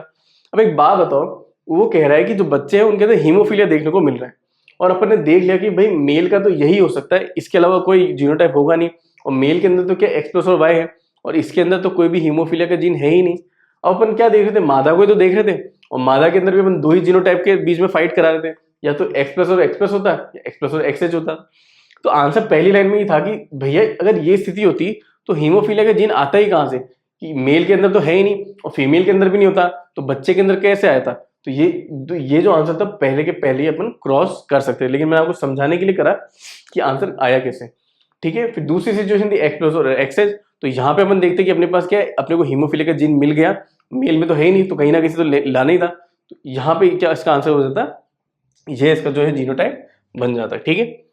अब आगे चलते हैं। अब अगला क्वेश्चन, युगल सामान्य है परंतु पहला बच्चा हीमोफिलिक है, दूसरा बच्चा कलर ब्लाइंड है, तीसरे बच्चे का चरित्र क्या होगा। अभी तो अपन ने क्या करा, कलर ब्लाइंड का क्वेश्चन, क्या हीमोफिलिक का। अब यह एक ऐसा कपल है या ऐसा युगल है जिसमें दोनों के दोनों जो है बीमारियां देखने को मिल रही है। यानी कहना चाह रहा है कि आपका जो कपल है वो तो क्या है, नॉर्मल है, ठीक है, आपका मेल भी नॉर्मल है, ठीक है, मेल भी नॉर्मल है, और जो आपकी फीमेल है वो भी क्या है, नॉर्मल है, ठीक है, फीमेल भी आपकी नॉर्मल है। अब यहाँ पे आप दो बीमारियां पढ़ रहे हो, ठीक है। साथ ही साथ जो पहला बच्चा है उसको तो क्या है, हीमोफीलिया है, हीमोफीलिया है, ठीक है, और जो दूसरा बच्चा है उसको क्या है, कलर ब्लाइंडनेस, यानी कि दोनों की दोनों बीमारी, दोनों की दोनों बीमारी। बात करें अपन हीमोफीलिया की बात करते हैं, तो हीमोफीलिया भी क्या है, एक एक्स लिंक्ड रिसेसिव है, और कलर ब्लाइंडनेस भी क्या है, एक एक्स लिंक्ड रिसेसिव है, ठीक है, एक्स लिंक्ड रिसेसिव है, ठीक है। हीमोफीलिया के अंदर, ठीक है, फीमेल के कौन कौन से जीनोटाइप होते थे, एक तो था एक्स प्लस और एक होता है एक्स प्लस एक्स एच। ये भी क्या होती थी, नॉर्मल, और ये भी कैसी होती थी, नॉर्मल बट कैरियर होती थी। मेल के कितने जीनोटाइप होते, दो होते थे, एक होता है एक्स प्लस वाई और एक होता है एक्स एच और वाई। तो ये तो कैसे होता था, नॉर्मल, परंतु ये कैसे होता था, हीमोफिलिक होता था, हीमोफिलिक होता था। कलर ब्लाइंडनेस के अंदर फीमेल के अंदर कितने जीनोटाइप होते थे, तीन होते थे, एक होता था एक्स प्लस, एक होता था एक्स प्लस और एक्स सी, और एक होता था एक्स सी और एक्स सी। ये होती थी नॉर्मल, ये भी होती थी नॉर्मल, परंतु ये कैसी होती थी, कलर ब्लाइंड होती थी। और जो मेल होते थे इसकी दो ही जीनोटाइप बनते थे, एक होता था एक्स प्लस वाई और एक होता है एक्स सी और वाई। एक्स प्लस वाई तो कौन सा था, नॉर्मल, और ये क्या था, कलर ब्लाइंड था, बिल्कुल था। अब कहना ये चाह रहा है कि जो कपल है वो तो क्या नॉर्मल है, यानी मेल भी नॉर्मल है, ठीक है, और फीमेल भी नॉर्मल है, परंतु इनके बच्चों में क्या हो रहा है, कलर ब्लाइंडनेस और हीमोफीलिया दोनों देखने को मिल रहा है। पहले अपन मेल को कंसिडर करते हैं, ठीक है। पहले हीमोफीलिया को देखें, तो हीमोफीलिया के अंदर नॉर्मल मेल का क्या जीनोटाइप होता था, ये होता था, और कलर ब्लाइंडनेस में क्या जीनोटाइप होता था, ये होता था। तो दोनों के अंदर समान ही है, तो यानी इसका जीनोटाइप तो क्या है भैया, यही है, ठीक है, यही है। अब फीमेल की बात करते हैं, तो फीमेल के अंदर नॉर्मल कंडीशन में क्या क्या जीनोटाइप हो सकती है, या तो ये हो सकता है या फिर ये हो सकता है। अब वही पहली वाली बात कि भैया अगर यह वाली स्थिति होती, एक्स प्लस और एक्स प्लस होता, तो हीमोफीलिया का जीन कहाँ से आता, क्यों, क्योंकि नर में तो है ही नहीं, तो कहीं ना कहीं से तो आ रहा होता, तो ये स्थिति तो हो ही नहीं सकती थी। यहाँ पे यह स्थिति तो नहीं होती, लेकिन ये स्थिति तो हो सकती थी। तो हीमोफीलिया की वजह से उसके पास यह स्थिति बनती, ठीक है। अगर हीमोफीलिया को अगर अपन कंसिडर कर रहे हैं खाली, तो यानी उसके पास यह स्थिति होती, ठीक है। अब अपन कलर ब्लाइंडनेस को देखते हैं। तो कलर ब्लाइंडनेस के अंदर फीमेल के अंदर नॉर्मल कौन कौन सी स्थिति में हो सकता है? ये दो स्थिति में हो सकती है, नहीं हो सकती? बिल्कुल हो सकती है। अब वही बात, अगर खाली X प्लस और X प्लस होगी तो कोई कलर ब्लाइंडनेस का जीन कैसे यहाँ पे आ पाएगा? बिल्कुल नहीं आ पाएगा। तो ये स्थिति भी नहीं हो सकती थी इसकी। अब दूसरी स्थिति देखो, X प्लस और XC, अब यहाँ से तो कलर ब्लाइंडनेस का जीन आ सकता है, बिल्कुल आ सकता है। क्या तीसरी स्थिति हो सकती है? क्या नहीं हो सकती। क्यों? क्योंकि फीमेल क्या नॉर्मल है, यह फीमेल क्या होती है? कलर ब्लाइंड होती है, इसलिए इसका जीनोटाइप अपन XC और XC नहीं ले सकते थे। तो या तो इसका जीनोटाइप क्या होता है? X प्लस और XC होता, सॉरी, ठीक है। या तो इसका जीनोटाइप क्या है? X प्लस और XC है। पर कहना ये चाह रहा है कि बच्चों के अंदर दोनों की दोनों बीमारी है, तो या तो इसका जीनोटाइप ये है, तो या फिर इसका जीनोटाइप ये है। क्यों ना मैं इसको ऐसे लिख सकता हूँ, XH और XC लिख सकता हूँ, बिल्कुल लिख सकता हूँ। यानी कि एक ऐसी स्थिति है जिसमें एक गुणसूत्र पे तो क्या है? हीमोफीलिया है, और X गुणसूत्र पे क्या? कलर ब्लाइंडनेस के लक्षण की जीन जो है मौजूद है। तो पिता का जीनोटाइप तो क्या है? ये है, और माता का जीनोटाइप अपन ने निकाल लिया। अब जीनोटाइप निकल गया तो बिल्कुल सब कुछ आसान हो जाएगा, ठीक है। तो यहाँ से कितने युग्मक बनते? X प्लस बनता, और यहाँ से Y बनता, और यहाँ से एक XH बनता और एक XC बनता। अब इनके बीच में अपन क्रॉस कराते हैं, क्रॉस करा के देखते क्या होता है। एक होता है X प्लस और ये Y होता, ये तो नर के लिख दिया अपन ने, ठीक है। यहाँ पे अपन ये लिखते XH और XC लिखते हैं, ठीक है। अब यहाँ पे देखो, ये बनता X प्लस और बनता XH, ये क्या बनता? XH और Y बनता, ठीक है। ये बनता आपका X प्लस और XC बनता, और ये क्या बनता? XC और Y बनता, ठीक है। अब बात करें अपन मेल्स की बात करते हैं, चलो पहले, ठीक है, मेल की बात करते हैं अपन, ठीक है, मेल की बात करते हैं। तो ये एक मेल बना, ठीक है, ये एक हीमोफिलिक मेल बना। क्यों? क्योंकि XHY है। और ये कैसा मेल बना? ये कलर ब्लाइंड मेल बना। कैसा बना? कलर ब्लाइंड मेल बना, ठीक है। तो अपने पास क्या बने? हीमोफीलिया के, ठीक है, हीमोफीलिया को कंसिडर करें तो दो मेल बने। दोनों में से हीमोफिलिक कितने हैं? एक है। तो एक कितने में से? दो में से। तो यानी कि, ठीक है, अगर इसका प्रतिशत निकालें तो 50% चांस है कि 50% जो बच्चे होंगे वो हीमोफिलिक हो सकते हैं। यानी जो तीसरा बच्चा होता, 50% चांस है कि वो हीमोफिलिक होगा।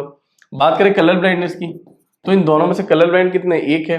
किलो कितने में से? दो में से, दो लड़कों में से। तो यानी यहाँ पे भी क्या स्थिति बनती? 50%। यानी कि भैया कुछ भी कर लो, चाहे लड़का कोई भी हो, उसके अंदर या तो हीमोफीलिया होगा या कलर ब्लाइंडनेस होगा। यानी कि 50% चांस है कि या तो वो हीमोफिलिक होगा या फिर 50% चांस है वो कलर ब्लाइंड होगा, यानी कि वो बीमार ही पैदा होगा, ठीक है। अब बात करते हैं फीमेल्स की, ठीक है। अब फीमेल की बात करते हैं तो भैया एक बात बताओ, फीमेल की बात बताओ, ये तो कैसी होती? कैसी होगी ये? फिनोटिपिकली क्या होगी? X प्लस तो क्या है? X प्लस तो क्या था? प्रभावी लक्षण को, नॉर्मल चीज को बताते होगी क्या? नॉर्मल, बट क्या होगी? वाहक होगी, हीमोफीलिया की वाहक होगी। परंतु हीमोफीलिया होगा क्या इसको? नहीं होगा। ये वाली बात देखो, ये भी फीमेल कैसी होगी? नॉर्मल होगी या नहीं होगी? बिल्कुल होगी। क्यों? X प्लस तो क्या है? प्रभावी। प्रभावी क्या करता है? नॉर्मल दृष्टि को बता रहा था। परंतु ये होगी तो क्या? कैरियर। पर कैरियर है तो इसका मतलब ये थोड़ी इसको कलर ब्लाइंडनेस है, इसको कलर ब्लाइंडनेस नहीं है, एक नॉर्मल फीमेल है। तो फीमेल की बात करें, हीमोफीलिया की बात करें, तो किसी को हीमोफीलिया है क्या? किसी को भी नहीं है, तो जीरो। कितने में से? दो। आंसर क्या था? 0%। कलर ब्लाइंडनेस की बात करें, किसी को कलर ब्लाइंडनेस है क्या? किसी को नहीं, जीरो। कितने में से? दो में से। आंसर कितना निकलता? 0%। तो जो भी फीमेल पैदा होती उनमें से किसी को भी ना तो हीमोफीलिया होता ना कलर ब्लाइंडनेस होता, पर वो इन दोनों में से किसी एक की वाहक बन सकती थी। परंतु जो लड़के पैदा होते वो या तो कलर ब्लाइंड होते या फिर हीमोफीलिया पैदा हो सकते थे, ठीक है। तो ये एक बहुत इंपॉर्टेंट क्वेश्चन जो है आपका सॉल्व हो गया यहाँ पे, ठीक है। आगे चलते हैं, एक और क्वेश्चन। युगल सामान्य है, सामान्य नर है, मादा भी सामान्य यानी नॉर्मल है, जिसके पिता हीमोफिलिक थे, ठीक है। कहना ही चाह रहा है ये एक कपल है, ठीक है, ये कपल है, वो एक नॉर्मल है, ठीक है। मेल जो है वो भी नॉर्मल है, परंतु फीमेल जो है वो नॉर्मल तो है, पर उसके जो पिता थे, ठीक है, पिता थे, उनके अंदर क्या था? उनके जो पिता थे वे क्या थे? हीमोफिलिक थे। पिता क्या थे? हीमोफिलिक थे। अभी अपन ने आगे एक चीज पढ़ी थी कि जो अपन नहीं कर रहे थे, एक XY होता है, ये आपका वो नर होता था और मादा से आपका एक गुणसूत्र आता था। तो जो मादा पैदा होती थी उसमें जो एक गुणसूत्र होता था वो कहाँ से आ रहा था? आपके नर से आ रहा था? नहीं आ रहा था। और हीमोफीलिया क्या है एक्चुअली में? एक्स लिंक डिजीज है नहीं है? बिल्कुल है। तो यानी कि जो हीमोफीलिया का जो जीन है वो एक्स गुणसूत्र पे है, और आपका जो नर है जो कि पिता थे उसको हीमोफीलिया था, यानी कि उसकी स्थिति ये थी या नहीं थी? यानी उसकी स्थिति ये थी, ठीक है। तो अब जो फीमेल पैदा होती है, ठीक है, उसकी माता भले नॉर्मल होती है या हीमोफिलिक होती है, मेल उसको एक ना एक जो है हीमोफिलिक जो है देता ही देता। परंतु मान लो उसकी मादा भी उसको कोई दे रही होती, ठीक है, मान लो उसकी मादा भी उसको ये दे रही होती, तो क्या ऐसी स्थिति पनप सकती है? क्या नहीं पनप सकती? क्यों? क्योंकि ये तो क्या होती थी, घातक स्थिति, और ऐसी स्थिति में तो बच्ची पैदा ही नहीं हो पाती। तो यानी जो यह जो फीमेल थी, अगर उसके माता पिता की बात करें तो वो यही स्थिति एक जो है बन सकती थी, जहां पे उसके जो पिता थे जो कि हीमोफिलिक थे, उनका जीनोटाइप तो यही होता, और मादा जो थी वह उसको क्या एक नॉर्मल जो है एक्स क्रोमोसोम देती, और उसका गुणसूत्र आपका क्या बनता है, एक्स प्लस और एक्सएच बनता। अगर फीमेल भी इसको एक्सएच दे देती तो ये कभी भी ये स्थिति नहीं बन पाती। क्यों? क्योंकि वो घातक स्थिति होती, वो जो आपकी फीमेल हो पहले ही मर चुकी होती।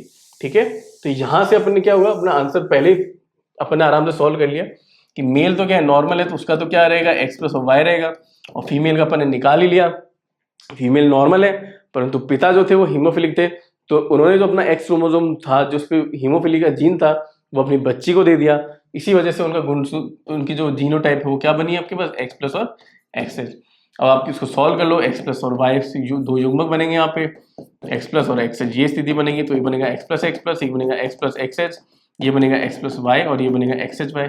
तो यानी आपके क्या होंगे, ठीक है, 1 आउट ऑफ 2 मेल जो क्या होंगे वो क्या होंगे, हीमोफिलिक होंगे, 50% मेल होंगे वो हीमोफिलिक होंगे, ठीक है, 50% जो फीमेल होंगी वो क्या होंगी, नॉर्मल होगी, और 50% क्या होंगी, नॉर्मल के साथ कैरियर भी होंगी। ठीक है, नॉर्मल के साथ कैरियर भी होंगी। ठीक है, तो यही सवाल था, इंपॉर्टेंट ये था कि फीमेल का जीनोटाइप आप कैसे निकालोगे। ठीक है, आगे चलते हैं। ठीक है, अब दो वर्ड होते हैं, एक होता है सेक्स लिमिटेड, ठीक है, एक वर्ड होता है सेक्स लिमिटेड, और एक होता है सेक्स इन्फ्लुएंसिंग। ठीक है, सेक्स इन्फ्लुएंसिंग। ठीक है, कौन कौन से वर्ड होते हैं, एक होता है सेक्स लिमिटेड, एक होता है सेक्स इन्फ्लुएंस्ड कैरेक्टर। ठीक है, यानी कि सेक्स सीमित चरित्र, एक होता है सेक्स प्रभावित चरित्र। ठीक है, सेक्स लिमिटेड या फिर सेक्स सीमित कैरेक्टर होते हैं, और ये कौन से होते हैं, सेक्स प्रभावित कैरेक्टर होते हैं। ठीक है, या फिर लक्षण होते हैं। ठीक है, तो यह वह लक्षण होते हैं जिसके जीन कहाँ पे मौजूद होते हैं, ऑटोसोम पे मौजूद होते हैं। इसके भी ऑटोसोम पे मौजूद होते हैं और ऑटोसोमल गुणसूत्रों पे मौजूद होते हैं, बिल्कुल होते हैं। यह जो जीन होते हैं ये मेल और फीमेल दोनों में मौजूद होते हैं, मेल में भी मौजूद होते हैं और फीमेल में भी मौजूद होते हैं, मेल में भी मौजूद होते हैं, फीमेल भी मौजूद होते हैं।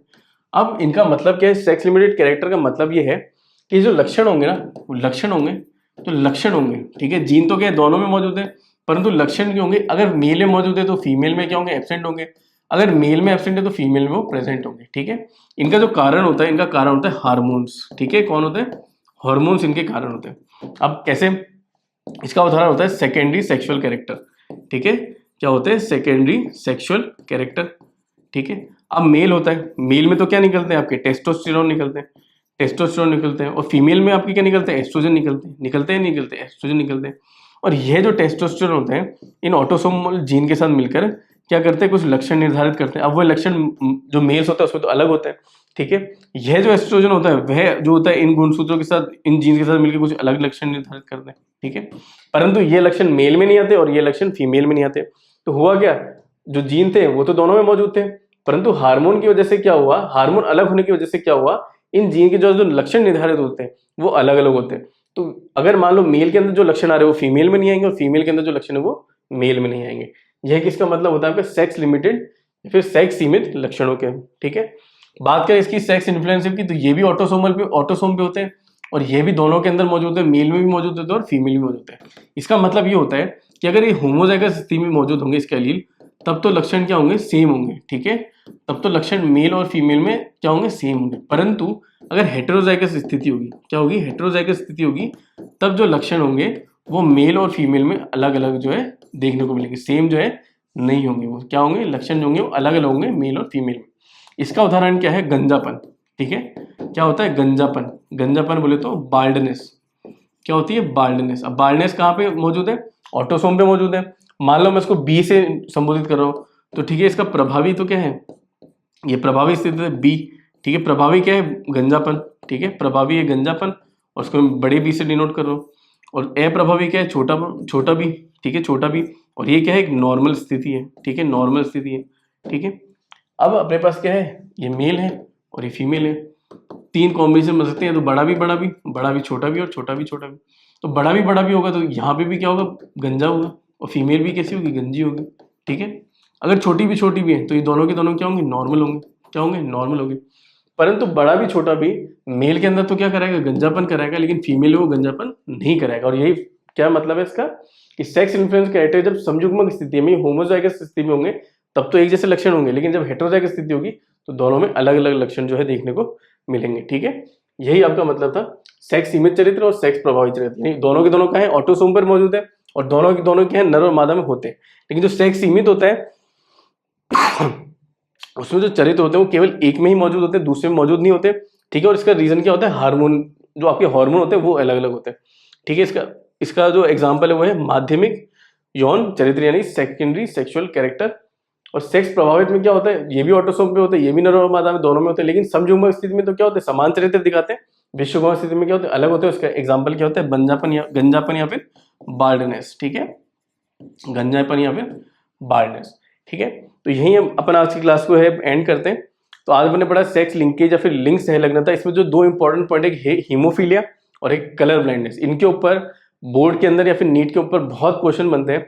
और बोर्ड के अंदर तो 5 नंबर का सवाल बनता है, बिल्कुल ऐसे ही आता है कि नर जो होता है नॉर्मल है, फीमेल ऐसी है, बच्चे कैसे होंगे, बिल्कुल इसी तरह का सवाल बनता है। ठीक है, तो बहुत इंपॉर्टेंट टॉपिक था। तो आज के लिए बस इतना ही। Thank you. ठीक है।